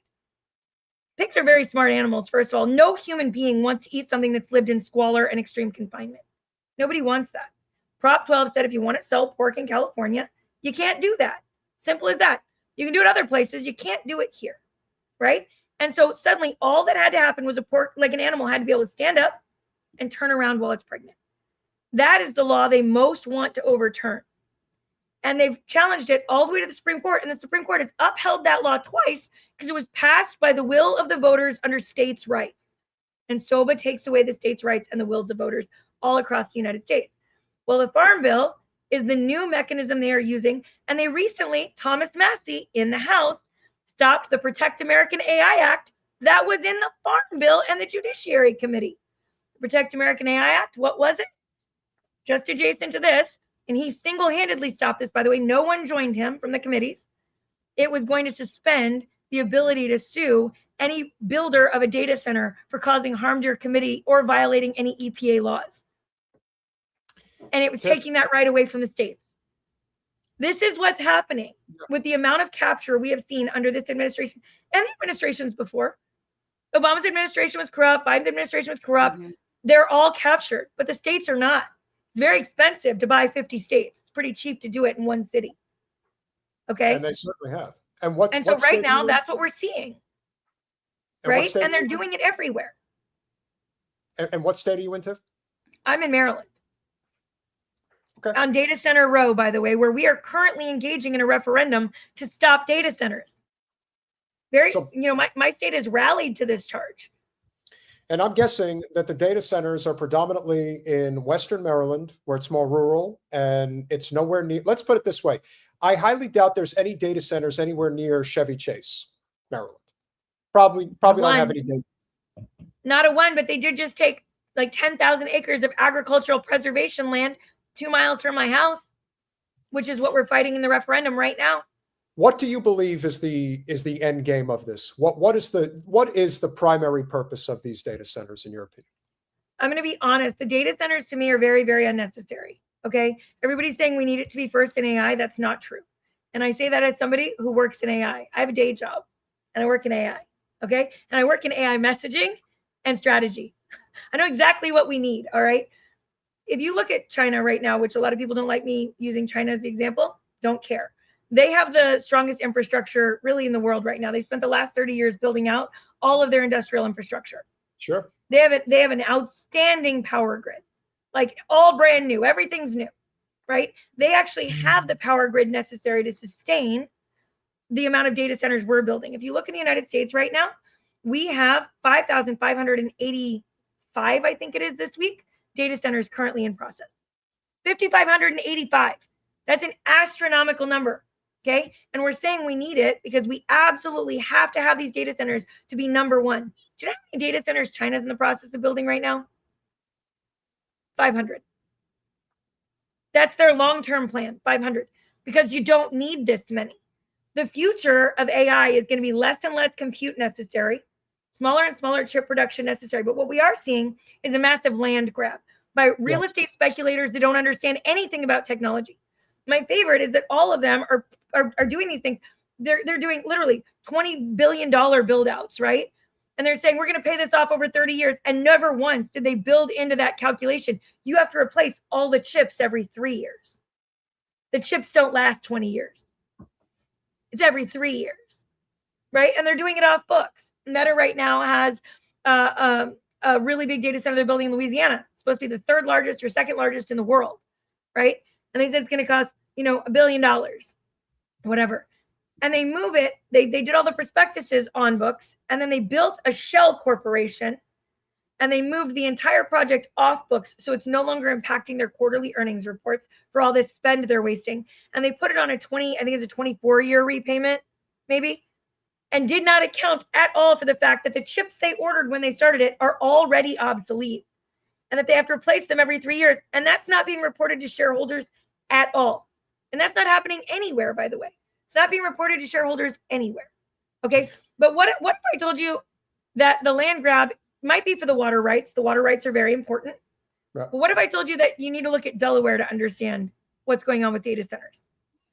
See, a lot of people don't know that 11 years ago in Delaware, a law was passed that gave corporations the right to vote, commensurate with the amount of land they held and how many houses could be on it. And it was immediately challenged in the courts because that's obviously unconstitutional. Corporations can't vote. They can't vote in elections. They can't vote on zoning. They can't vote on these things. You want to bet? Because what I can tell you is that just 6 weeks ago, the Chancery Court of Delaware and the Appellate Court finally finished the case. And they ruled that you absolutely now get to vote if you're a corporation and you own land, commensurate with the amount of land you have. So if you want to see how, I started this with Peter Thiel saying the problem with democracy is voters. And if we can circumvent the voters, we win. It was just decided that corporations get to vote. And they're grabbing land. And they're grabbing votes. And so goes the Chancery Court of Delaware, so goes the nation. That is the state where 80% of corporations, major corporations, are seated. And so goes that court system. Every other state in the United States has a tendency to follow. And it has now been ruled that corporations get to vote commensurate with the land they have. Yeah. Doesn't that make sense to you then that they would want massive land grabs for data centers? I think control of the water supply is definitely one of the primary objectives. But I also think that control of data, I mean, this is 1984. Like, people think this is a joke. It's not. Like, the whole concept of basically turning every person into a slave that is not part of the ruling class has always been the objective of a select group of oligarchs. Now, because it's being run at the top by basically a guy who is content to loot the treasury before the whole system falls in on itself, then you really have to ask yourself, what is the end game here? There is an inherent danger to chaotic violence that can't be curtailed, that I think is also something that is very real and is also going to happen. I want to leave on this thought. What is the value of AI from your, since this is what you do? Because I personally do not see a lot of value in AI. I know that there are certain aspects of it that could be beneficial in, things like healthcare, discovery, things like that. But in terms of everyday usage for the average human, I do not see the value in it. In fact, I think it makes us exception. We are way too dependent on technology to begin with. I think this is something that makes people even more exponentially worse off. The average person does not even know how to open a book anymore, which I think is a huge problem in terms of cognitive capability. There are studies that show that there's a difference between how your brain adjusts to reading off of pages of a book versus reading off of this. I agree with you. So What do you think, if anything, is the real benefit to this if you are working in that sector? Because I'm in commercial real estate, and I can tell you that the reason why these data centers are being bought up is because we live in a shareholder economy. It doesn't matter if these things are worth anything. It matters that they get the contract, they build it, and they make the money off of the build and the acquisition. After that, that's your problem. It's not our problem. Entirely speculative. I could not agree with you more. I really could not. What I want people to understand is that what we're being sold in AI is not what's actually the future of AI. Okay. What we're being sold here in America is that there are 4 monopolists that are convincing us that we should give them the most valuable resource on earth, our data. The single most valuable resource on earth is our data. And they're saying, give us all your data. We own that now. We're going to steal all your intellectual property. The entire breadth of human excellence going back in perpetuity. We're going to steal it, and you're not going to do anything about it. We're going to steal all intellectual property, all of the creativity of humanity, all of the artwork, all of the music, right? We're going to consolidate all that, and then we're going to make you dumber. And one of us four is going to come up with a profit model that eventually works. Maybe. Trust me, bro. Well, if you look at other countries, that's not what they're doing, okay? They're open sourcing it. You go to China, they're calling on their best million developers, and they're saying, you guys figure out what we can do with this that's actually good for humanity. Simultaneously passing laws that it's illegal to fire a person to replace them with AI. They did that in China, by the way, okay? And they're saying, go create something useful and let's create productivity. Let's not eliminate it, all right? The future of AI in America is going to be people realizing their data belongs to them and creating their own AI to create productivity for themselves, their families, to create businesses, to enable themselves to be more productive, not less. And the companies that do well with AI will be the companies that recognize that right now, every time they let one of their employees log into Claude Cowork, they're giving them their trade secrets to come back and steal their value. When those companies realize that they need to in-house their AI, use their own data, and only make it productive for their workforce to be more productive, those are the companies that will succeed. I also think it's going to have immense value when you look at maybe quantum mixed with open sourced AI to see like running models to test drugs that could cure illnesses, right? When you want to run like massive models and you don't want to test them one at a time over decades, I do think there's going to be some strong applicability there. I don't think it's going to replace art. I don't think people want it. I think we're going to turn away from it. Humanity is going to lean into one another.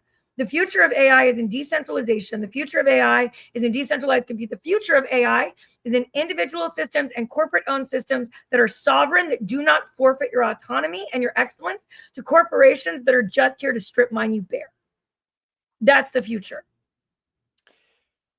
We want to thank you. You are wonderful and extremely knowledgeable. And thank you for having me on. Of course. That's, you know, Jen, you like to say we're building a web here, or at least we're trying to. We're trying to build a web of like-minded individuals. Again, Zach Faust, James Lee, Ryan Mata, yourself. It is the tip of the spear, but it's also a reflection of, hey, we're not getting out of this individually. We are either collectively coming together as a United States of America, or we're going to go by the way of the dodo. That's basically where we're at now, and we have to come to that realization. And Jen, any final thoughts before Tiff departs? No, I mean, I see all of this as like a plot to get us all into concentration camps. So, and the people that we were having an argument about the immigrants earlier, and it's amazing to me the amount of people that think it's going to stop with the immigrants. So the data centers that are watching us to then be organized by the cop cities to corral us, and then we're all going to be like put into camps. Especially those of us that are only need 5,000. You only need 5,000 data centers if you're surveilling every American 24/7 in every facet of their lives. Yep. No other country needs it. We don't need it, and we need to put a stop to it right away.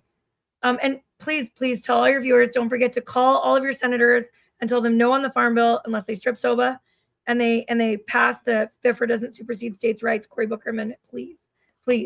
And thank you guys so much for having me on. People can follow me anywhere and everywhere. I would love to come back. You guys were wonderful. Tink you so much, Tiffany. It was really nice hearing from you. I learned a lot. Oh, good. Yeah. And I live in a farm valley, so that's important. Yes, but remember, and this is one of the things about conservative America I want people to understand. Jen lives in a part of the country where everybody has a shotgun. And if you think you're coming into that area to build a data center, you got another thing coming. So it'll be interesting here.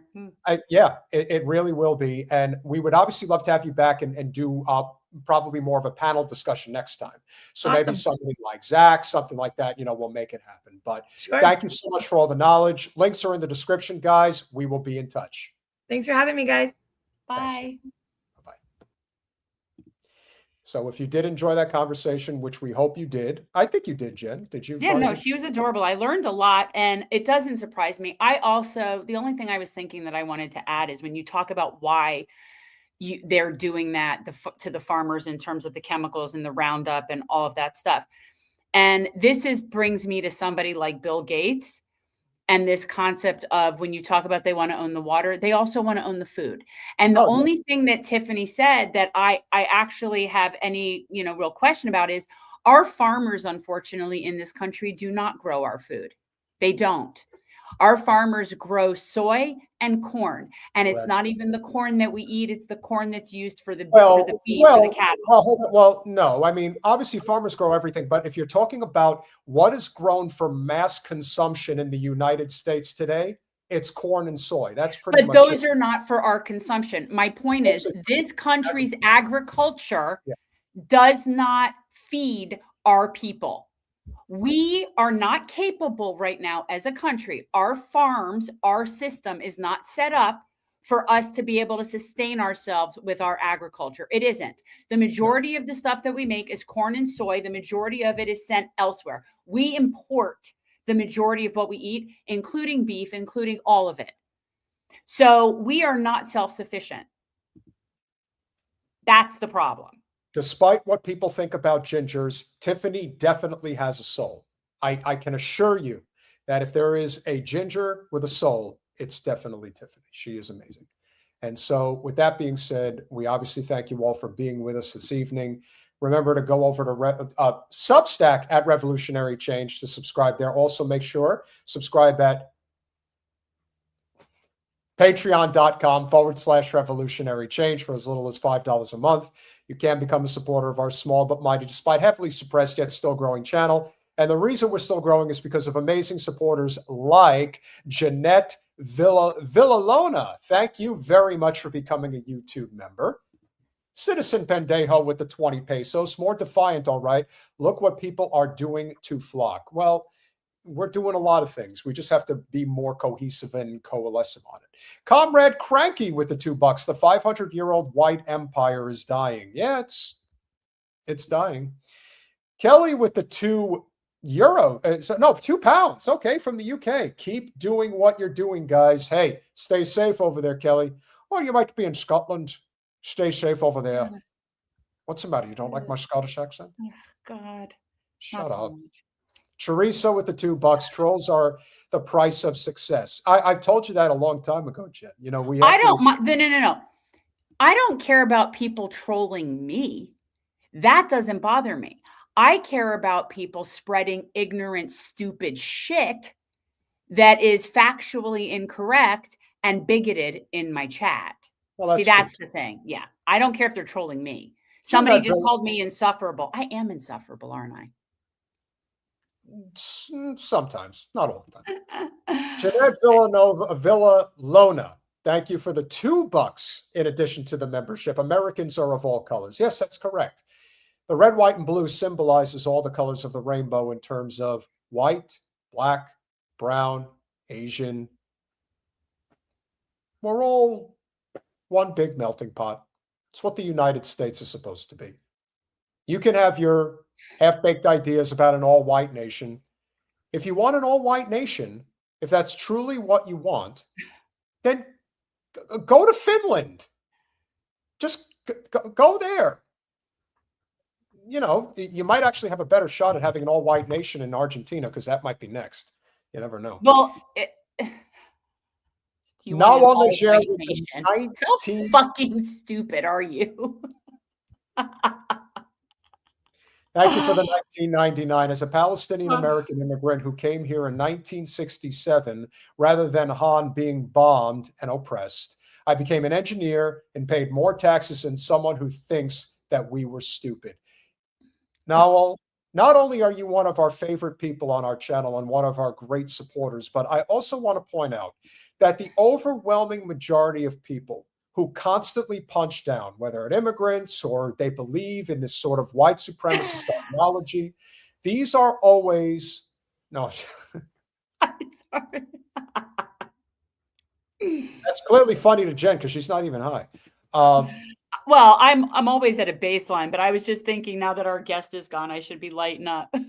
Yeah, no, but what you have to remember is that it's a defense mechanism. It is a crutch. The overwhelming majority of people who are truly bigoted, who believe in the supremacy of their culture, is they're typically not people that are really that impressive to begin with.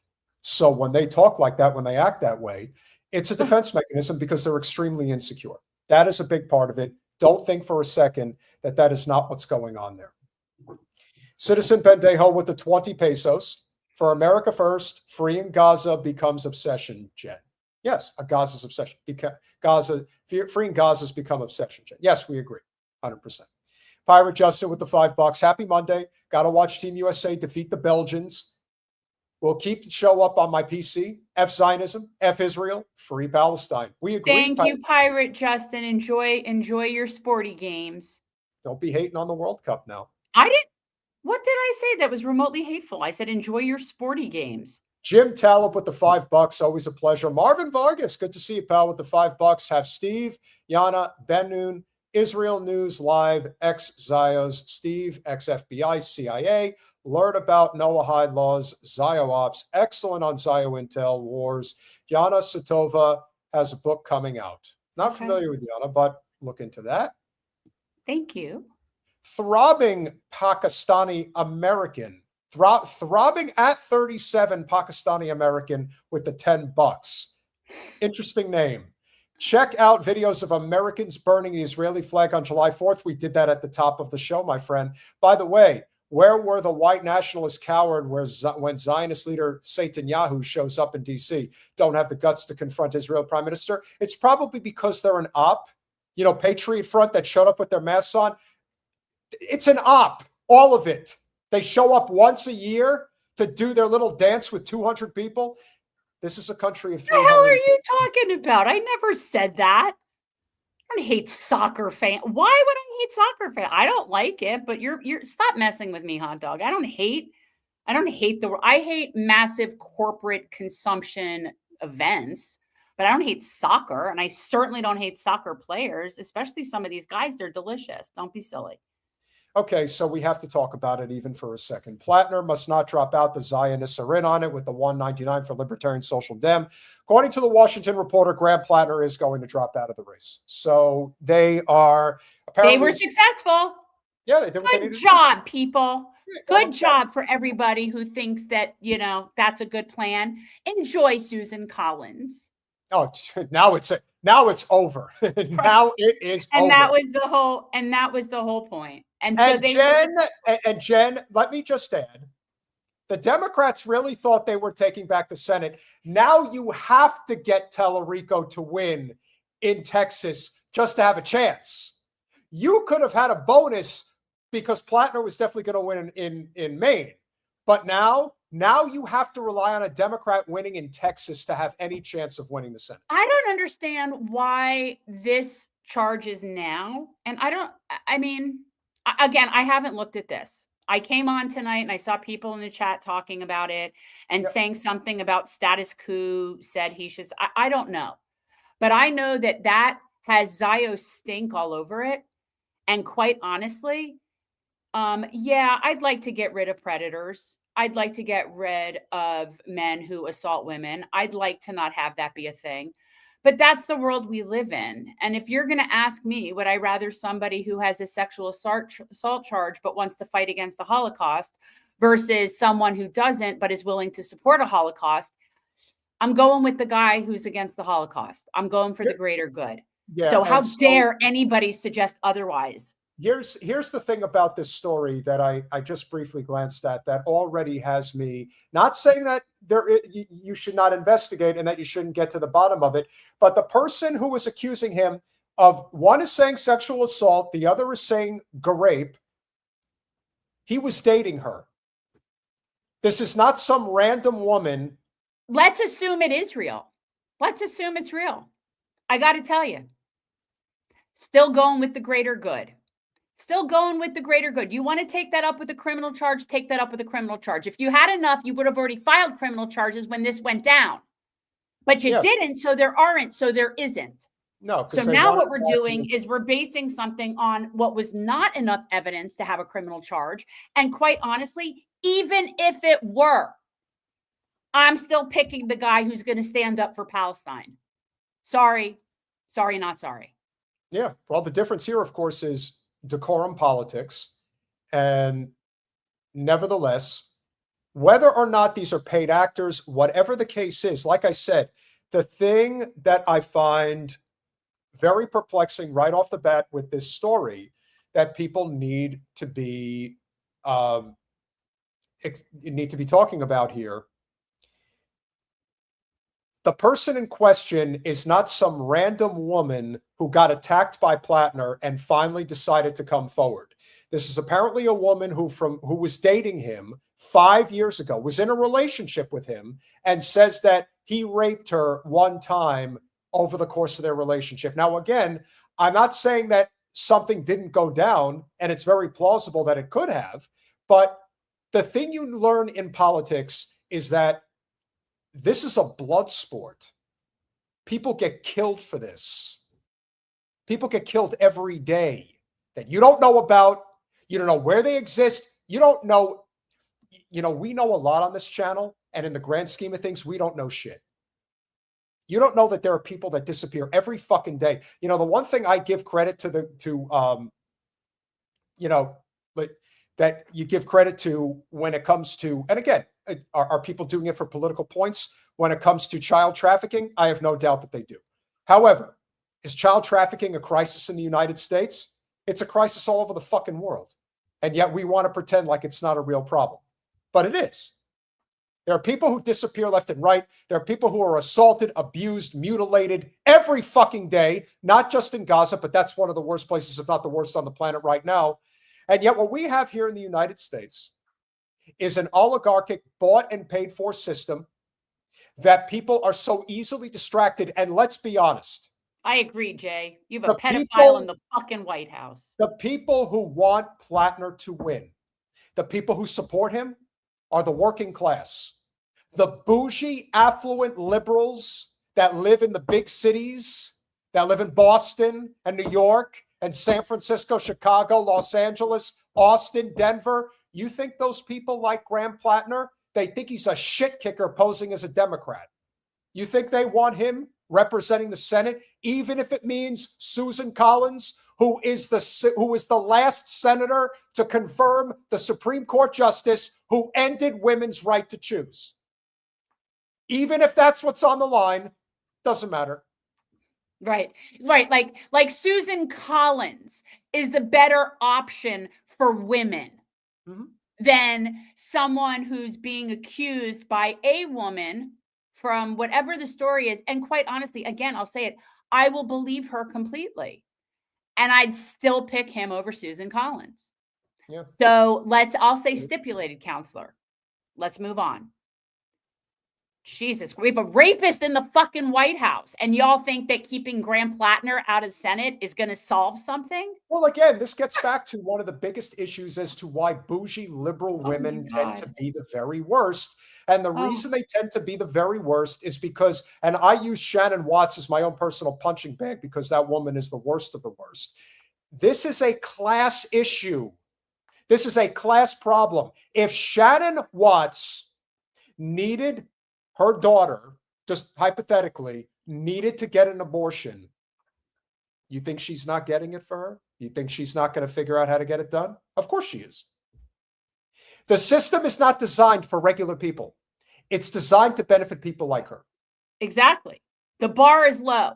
So why would you pick now and this race and Graham Plattner to make a moral position when clearly we have a fucking Congress full of pedophiles, rapists, and criminals of other sorts? Like, what the fuck?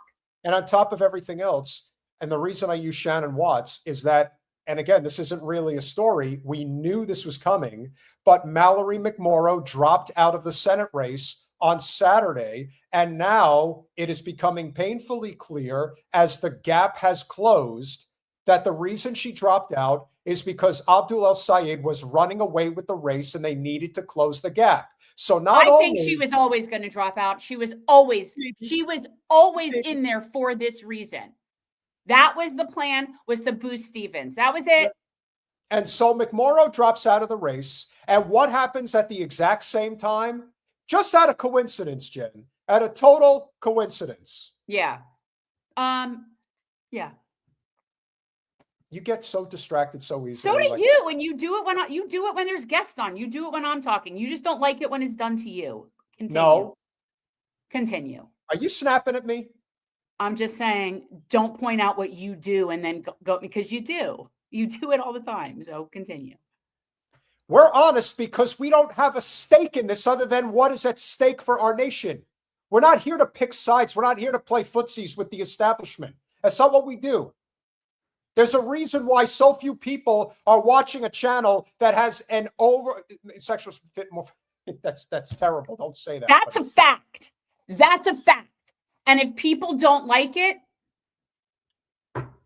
don't know what to tell you. Of course. And not only that, and again, I'm not a big fan of Piker, but I will say this. Shannon Watts came out this weekend to say that I had endorsed McMorrow, my friend, and now I am endorsing, I'm not kidding, this is what she wrote. You want to talk about a shit-lib privileged woman of the highest order? I am now endorsing Haley Stevens for Senate because I could never support anybody who affiliates with Hassan Piker. Oh, so we're having somebody who's trying to be taken seriously running for U.S. Senate who's making an endorsement decision based on a content creator's like image. Correct. Right. So this is somebody who's running to be a U.S. senator that is basing a decision on Hassan Piker. No, she's saying that because she's a full-blown Zionist scumbag who is a total Islamophobe. She was in there for this reason the entire time. Yeah, yeah. Her existence in that race was to be a spoiler for him. And if that's not enough, because you know that this is always coordinated, it's always done for the purpose of giving a boost to the campaign that needs it, that's in the establishment's favor. So not only does McMorrow drop out, and it looks like the swath of the voters are likely going to go to Stevens, Emily's List just came out and endorsed Stevens. Of course they did. Because there's no coordination going on here. I have hated Emily's List for my entire adult life. Fuck Emily's List. Once you understand how these NGOs operate, once you understand that it is not about the cause, it is about the politics, it is about the cultivating of money and power. That is all it has ever been. That is all it ever will be. Now, is it 100% accurate that Plattner is definitely going to step down? We'll see. I mean, they're already reporting that that's his plan, but we'll see. Again, being defiant in many ways is why the Republicans are so successful. Democrats always lose because they're not defiant. They're cowards. And they always give in to the establishment order. Look, it's our friend, Joseph. Emily's List is an organization started years ago to support pro-choice Democratic women candidates, which seems like a good thing, except for that it's like the epitome of white feminism and just really it doesn't serve any purpose other than circulating corporate Democrats through Congress now. So it's a bunch of bullshit. It isn't a question of the Democrats are paid to lose. Here's what you have to understand about the Democratic Party. And this is what we've learned. And this is what everybody should learn. If it is a question of the Democrats winning with somebody who is against corporate special interests, then yes, they are to lose. This is why if Abdul El-Sayed and Graham Plattner make it to the general election, very likely they will win. And it is also very likely that even if Tallarico loses in Texas, that the Democrats, if they flip Maine and they take Michigan, that they probably will get the Senate, even if by the thinnest of margins. But if that means that the Democratic establishment has to, even for a second, kowtow to the working class and their demands that are going to get exponentially stronger and stronger as this country continues to sink into the abyss, they would rather Susan Collins win and they would rather Mike Rogers win, because in the end, the two wings of the same corporate entity will always protect each other. Why do you think the Democratic establishment was secretly funding and assisting Ed Galreen against Thomas Massie? It's one small club and you're not invited. I know they say it's a big club, but in reality, it's a small one, and very select few are allowed to get in it. So the sooner you come to that realization, the sooner you realize why this happens. The sooner you also realize why this dog and pony show of the Charlie Kirk assassination is just that. It's a dog and pony show. It's a show trial. It's not real. We already know for sure that he was assassinated because he wasn't walking the line with his very powerful organization for the state of Israel. And so this is, I'm not kidding, this is a statement that I believe the lead attorney, the lead prosecutor made in the court case earlier Just today. below that, where you can see the grass and the white tent, is where Charlie Kirk was sitting looking west, and we're on top of the Losi building. And is this depicting a particular corner of the Losi rooftop? Yes, it is. And this is the top rooftop? Yes. Is it the same level where we observed the atrium that's to the north? The atrium's up just a little bit higher, so this is the top level of 4. Level 4, okay. And what area of the rooftop are we looking at here? You're looking As far on as the gravel? southwest side of the Losi building. Southwest side, okay. Is there a line of sight down into the courtyard area? Okay. What else do you observe on this exhibit that's significant to you, officer? There was some disturbance in the gravel right where, and around the area where the area where the yellow marker is. Which attorney is this? Who is this? So this is the You lead put- prosecutor. Okay. The lead prosecutor, which I feel like he's being dog walked by he's dog walking the police officer, to basically talk about the spot on the roof that Tyler Robinson evidently was shooting Right. from. Well, That's- again, that's all they have. All they have, the only physical evidence they have is that the kid was on that roof. They have no physical evidence connecting him to the actual shooting. They literally only have that. And yes, he is leading this witness. Mhm. There was some disturbance that caught my eye there. Okay. And does this photograph do it justice? No. And how so? You can't really see the impression I saw the time of when I was up there on that day. I saw a distinct impression in the gravel, and this does not show that. Okay, so you could see more with the naked eye? Yes. Okay. That is the end of your- Objection. that is Leading. leading, and that's the end of your case. Your case is over.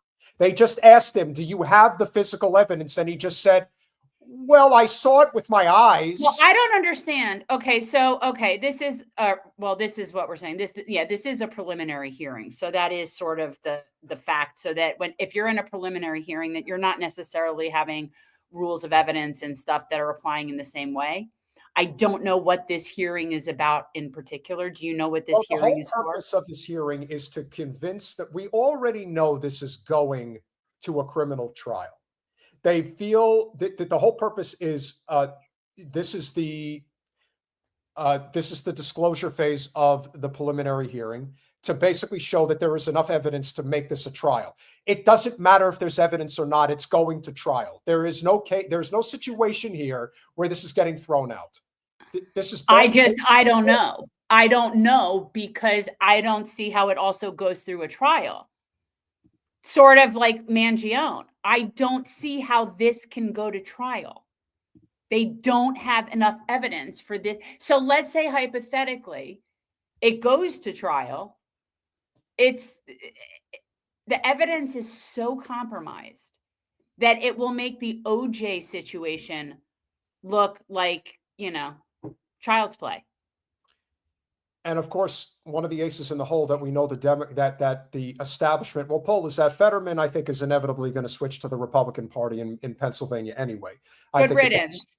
Yeah, I think that's what going to happen. What does it matter to me if he's a Democrat or Republican? He's a total piece of shit. Tony, what other option was there? There was Janet Mills, another geriatric, who's a total corporate. Tony, still going with that. My primary goal is stopping a genocide right now. That's it. I'm like in a triage situation. That's the only fucking thing that matters to me right now more than anything. And so, I'm still going with the guy with a credible grape allegation. I am. Because quite honestly, that just does make him fit in better there. Yeah. And listen, nobody has been better in defense of Charlie Kirk than Candace Owens. We know that. And she has done admirable work to do so. She also brought up a very good point when she sat down with Shawn Ryan last week regarding what we've been talking about all night, which is most, if not all, of what we see is just, it's an illusion. It's an illusion. You have an illusion of choice. Most of the time, the things that you want to do needs to be the autopsy into the case today. Yeah, they can't have a case. How can you possibly get a beyond a reasonable doubt conviction without an autopsy? And I've been saying this since it happened. It has also been suggested that Erica Kirk was mic'd up when she went over to Charlie's casket the day after the assassination or whatever it was. It's not real. I'm not saying we're living in a simulation, although it's possible we could be. I'm just saying you can't have a beyond a reasonable doubt conviction without an autopsy. That's what I'm going to say. I don't see how you could do that. Here's Candace. So if the elections are phony, then why do they give a shit about the act? Because the illusion matters. Why does it matter? Because think about if truly tomorrow they came out and said, your vote doesn't mean anything. We've been running the election since the beginning of time. We kill people in broad daylight. Yeah, we did JFK. We did Charlie and we're going to keep doing whatever the hell we want. So F you. You think something would actually happen? Yeah. Because it's actually something Charlie said to me when we were traveling once. He said, one of his little pop quizzes. What is one thing that every civilization that has ever had slavery since the beginning of human history, what is one thing that every single one of those civilizations has in common? I don't know. I didn't know either. And he said there were always more slaves than masters. What she's basically saying here is that we have the capacity to have a revolution. Do we have it in us to actually fight for it?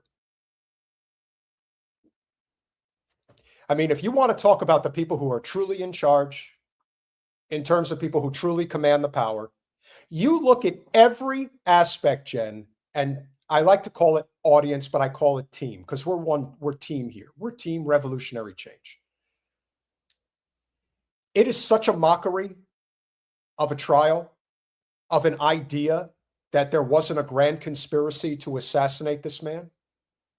The amount of power he wielded with Turning Point USA, the amount of impact he had, especially amongst the youth, and how much of an impact he was having, driving them away from Israel, especially the war with Iran, which most people believe is the reason he was killed, because he told the president of the United States not to go to war, and they had to delay it basically a year as a result. Yeah, I do have a hard time having faith. I mean, listen, is it possible that elections are real? Maybe they are, but Jen, if you found out tomorrow that no, the elections are all fake, would it surprise you? No, I'm pretty sure they are. So I don't know why you're saying that like it's a hypothetical. I think it's ridiculous. The whole thing is stupid. So I don't know why we even bother. What's interesting is we really are in the Truman Show with the amount of people that take it seriously, right? Like we really believe that there's this America, there's this. We're in the Truman Show, people. It's absurd. We don't have any more rights than anybody does in China, than anybody does anywhere else. We only have a better illusion of those rights. But clearly, if you try to do anything with those rights, you see how that works. You're right. So, no, I don't think our electoral process is more than an illusion. That always stuck with me. The few are able to get all of us to behave. So what they fear is a real revolution. That's why they always stoke the flames of internal unrest, because if all of us were in lockstep and we were like, let's go kill these pedophiles, let's go take care of business, that's the biggest threat to the system. A revolution that they don't control. So instead they create revolutions over stupidity. Mm-hmm. Trans bathroom rights. Keep them focused and arguing about stuff that doesn't matter All right, at all. wait a second. Pause BLM, that. racial strife. That's very rich coming from you, Candace, when you've spent so much time obsessing about the genitalia of Bridget Macron. That's true. Like, I don't. Well, I will say one thing. I've never heard Candace, like these other channels, go absolutely ballistic over everyday people. If you're going to punch at anybody, at least she punches at one of the most powerful people. No, if you're going to punch at people, punch at them for something that matters, something that's unjust, something that's hurting other people, not about their genitals. That's fair. Jesus. You know, why isn't there a George Floyd Square? This is fodder for idiots. While they buy islands, they take up land, they destroy heritage, they rewrite history. 20 years from now, they'll say, you already heard, I think, Jerry Seinfeld say, Palestine doesn't exist. He's a man of the future. They'll rewrite history. They'll say they were the victims. It all started on October 7th. And they'll wipe away entire identities. I mean, good for the people in Albania who are standing up to the Israeli settlers right now. Don't know what their plan is there, but something's going on. And that's their biggest threat. So they have to get you to believe in the illusion of elections because you have to think you can change it and that your voice matters.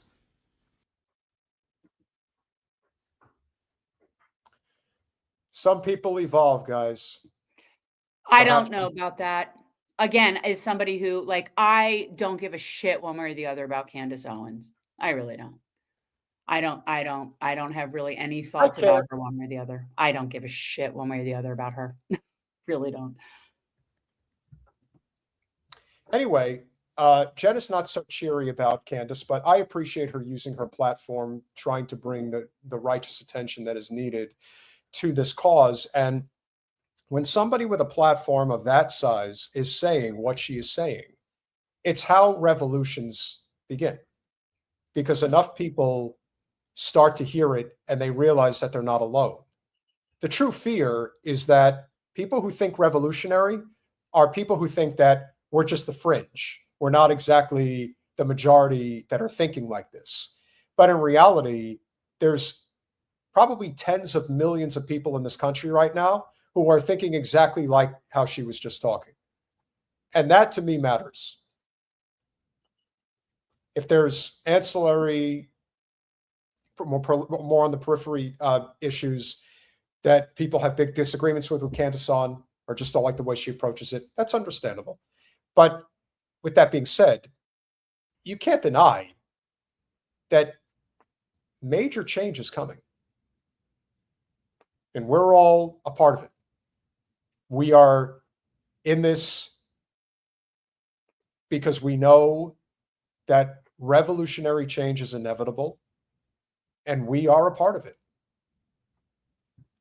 And we get a bigger boost when somebody like Candace not only points out the show trial that is Charlie Kirk and Tyler Robinson, but also the illusion of thinking that we could ever vote our way out of it. And when somebody with that platform says, you will not vote your way out of this, that stokes the revolutionary flame even higher. And every day that passes is another day that another person wakes up and says, I'm not playing in this sandbox anymore. I'm not playing in this matrix. I want out.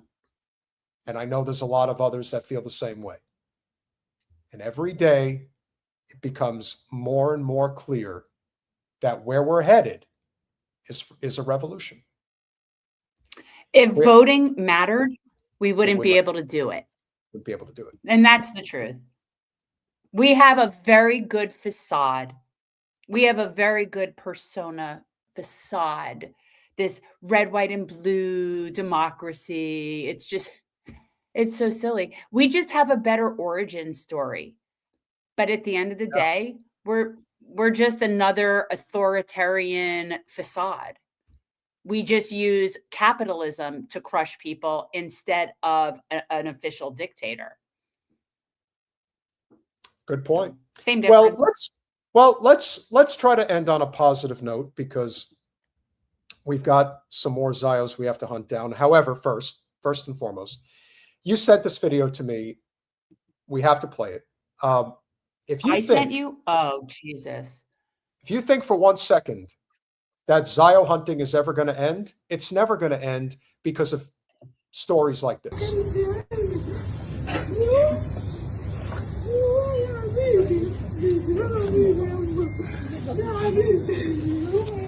Read that headline. Israeli soldiers let a 4-month-old baby die at a gate that they refused to open with an ambulance waiting on the other side. This is the definition of crimes against humanity. That's what they're doing. It's deliberate. It is beyond inhumane. We say they're a death cult for a reason. And one of the biggest reasons why we haven't fully knocked their ideology out is that you unfortunately have too many bigots in the United States of America that see people with hijabs on their head and think that they're subhuman, that it is acceptable that they be killed because they're different. You know that they are probably the cleanest people alive. We're not ending yet. We're giving you the premise to the end. Just hold on for a minute. Because this can't be the good note, right, Peter? Because I'm about to have a breakdown.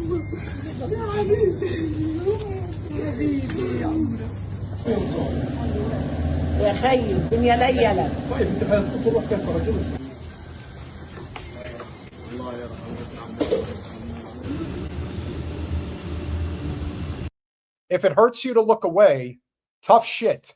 Look at it. That's a dead baby. You could see the purple lips. You could see the cold white skin. And this is crimes against humanity. And they do this every day, and they've done this to hundreds of thousands of innocent children. And yet somehow we're still debating this.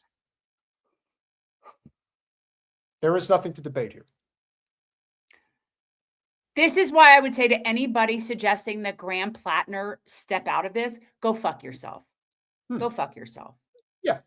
Just remember. You have a criminal charge to file against him. File your fucking criminal charge and let those chips fall where they may. In the meantime, shut the fuck up. And on top of this, just remember, I want you to look at this baby and remember, Susan Collins, as a U.S. Senator, has basically done everything in her capacity to make sure that this goes on. Plattner said he's going to do everything in his capacity to stop it. But yet you think that there's a line here.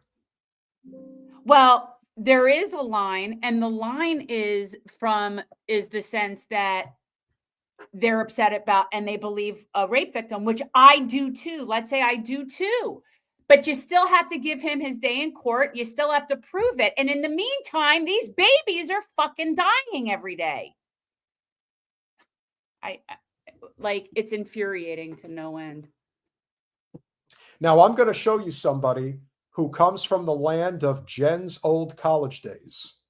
This is on the streets of Boulder, Colorado. This is the type of person. What's the problem? I don't know. It keeps saying that my computer, like my battery is dying, but I'm plugged in. So something is awry. Hold on. Just keep going. I'll put up my graphic, but this is not ideal. All right, here we go. But yeah, go ahead. 0 years old. Murdered by the IDF. Excuse me? Sir, Watch again. Murdered by the IDF. Excuse me? sir, Who deserves to die? The babies that we're talking about. They deserve to die. Who deserves to die? kill them all like God sorted out. What's your name, sir? God, I'm Hashem. What's your name? Hashem. What is your name? Hashem. You know you sound crazy, right? And you're So not, you want to? You're not walking around with this? Look, everyone around you wants to leave you because you just said that babies should be murdered. Like God sorted. You just said that babies should be murdered, so you're gonna be famous. I'm Jewish and I resent I'm Jewish too. Why? What is it about these pregnant men that always have an opinion about killing innocent Don't get me people? started on the pregnant man situation. That's a whole other disgusting thing. On top of everything else, he's got his fanny pack on, so you know he's definitely hip to be square.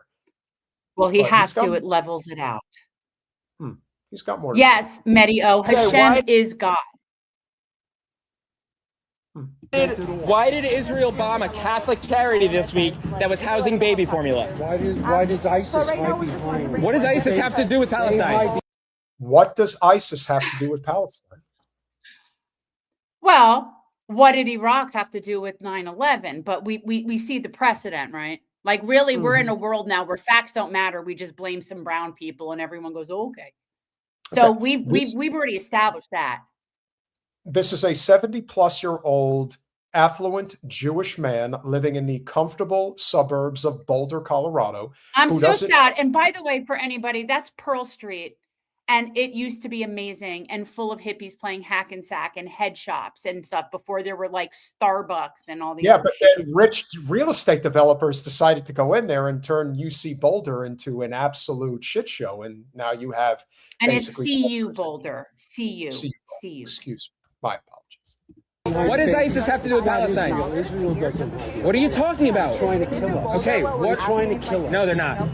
No, They're not. No. So why don't you take this off? Why don't you take this off? No, asshole. We're trying to kill you.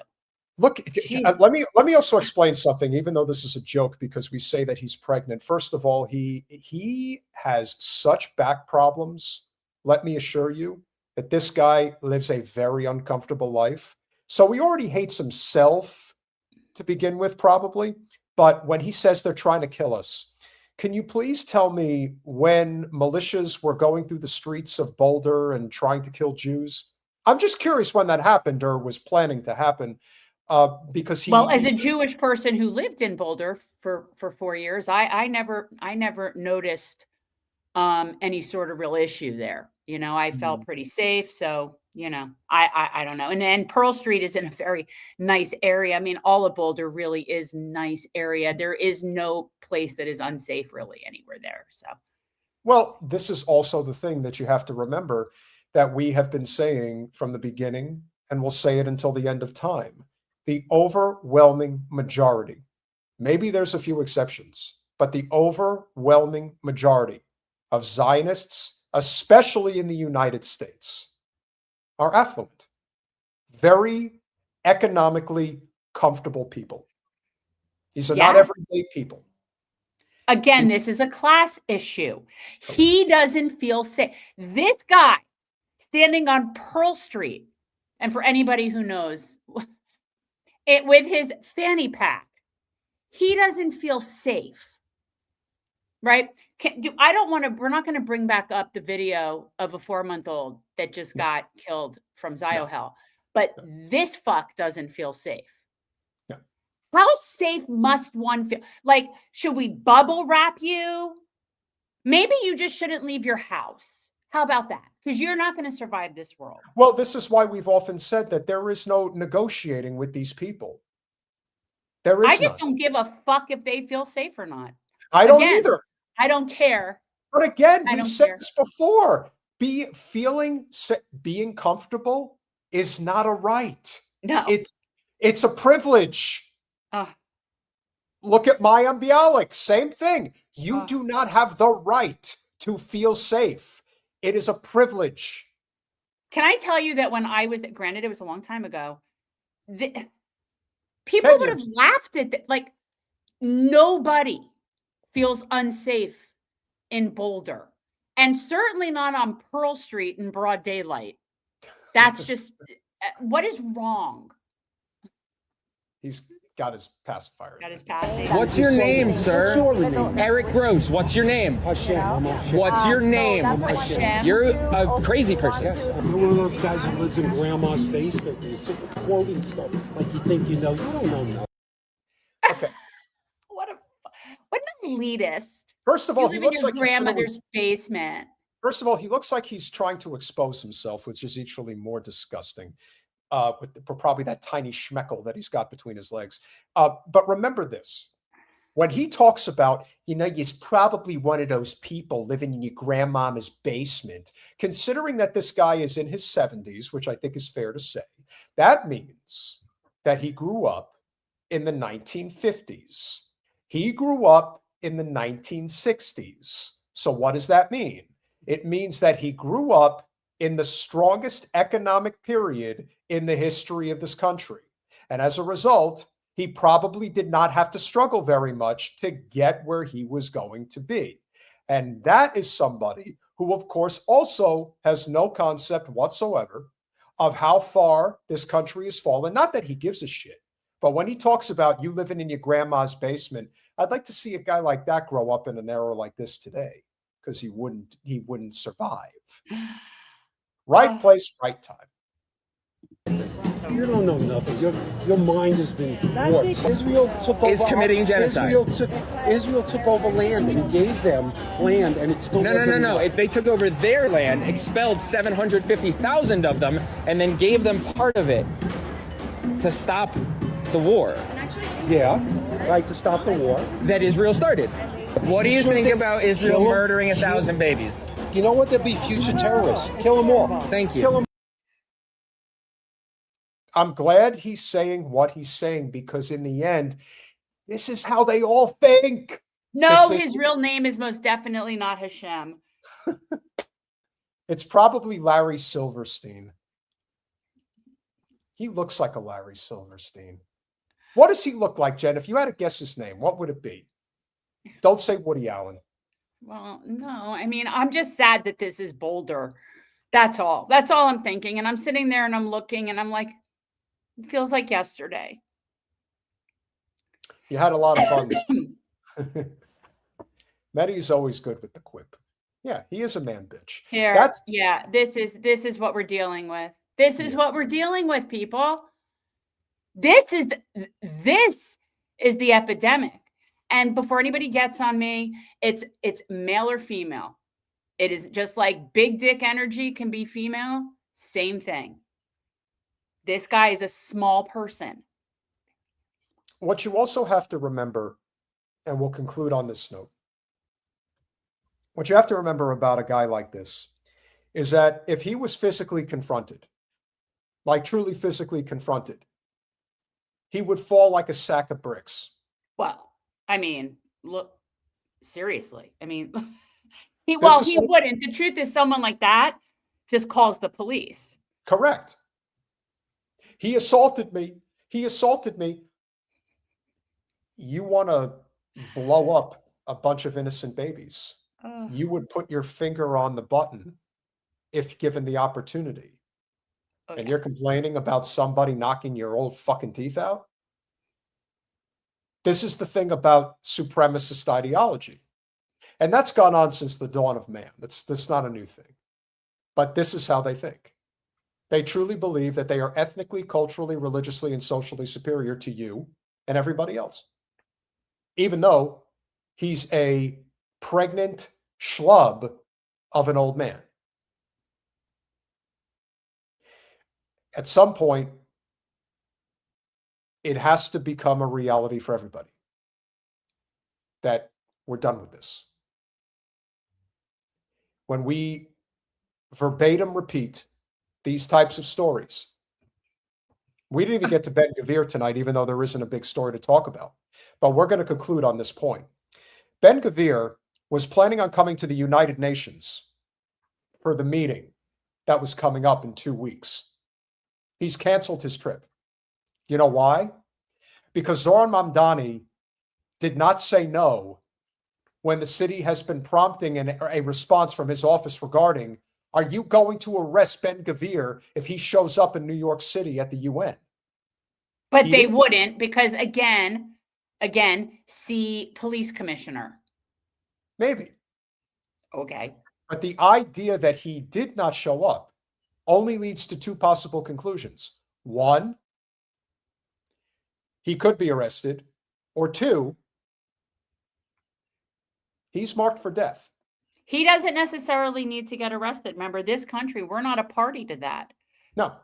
So legally speaking, there really isn't an obligation in this country to arrest him, which is why this here, Ziohel in Argentina, there's only a few places where they wouldn't get arrested. Correct. And this is also why do not lose sight of what's in front of us and why supporting Shama Sawant for Congress against Adam Smith is imperative. These are the fights that we have. And these are the fights that we have to win. We have a couple of more super chats before we get out of here. So let's make sure we get them. Damn you, computer, stop. Okay. So where did we conclude? All right, here we are. JB with the $2 shows on point tonight. I feel the revolution. Appreciate you being here, buddy. Absolutely. And finally, Jeanette Villalona, our new YouTube member and double super chatter for the evening with the $2.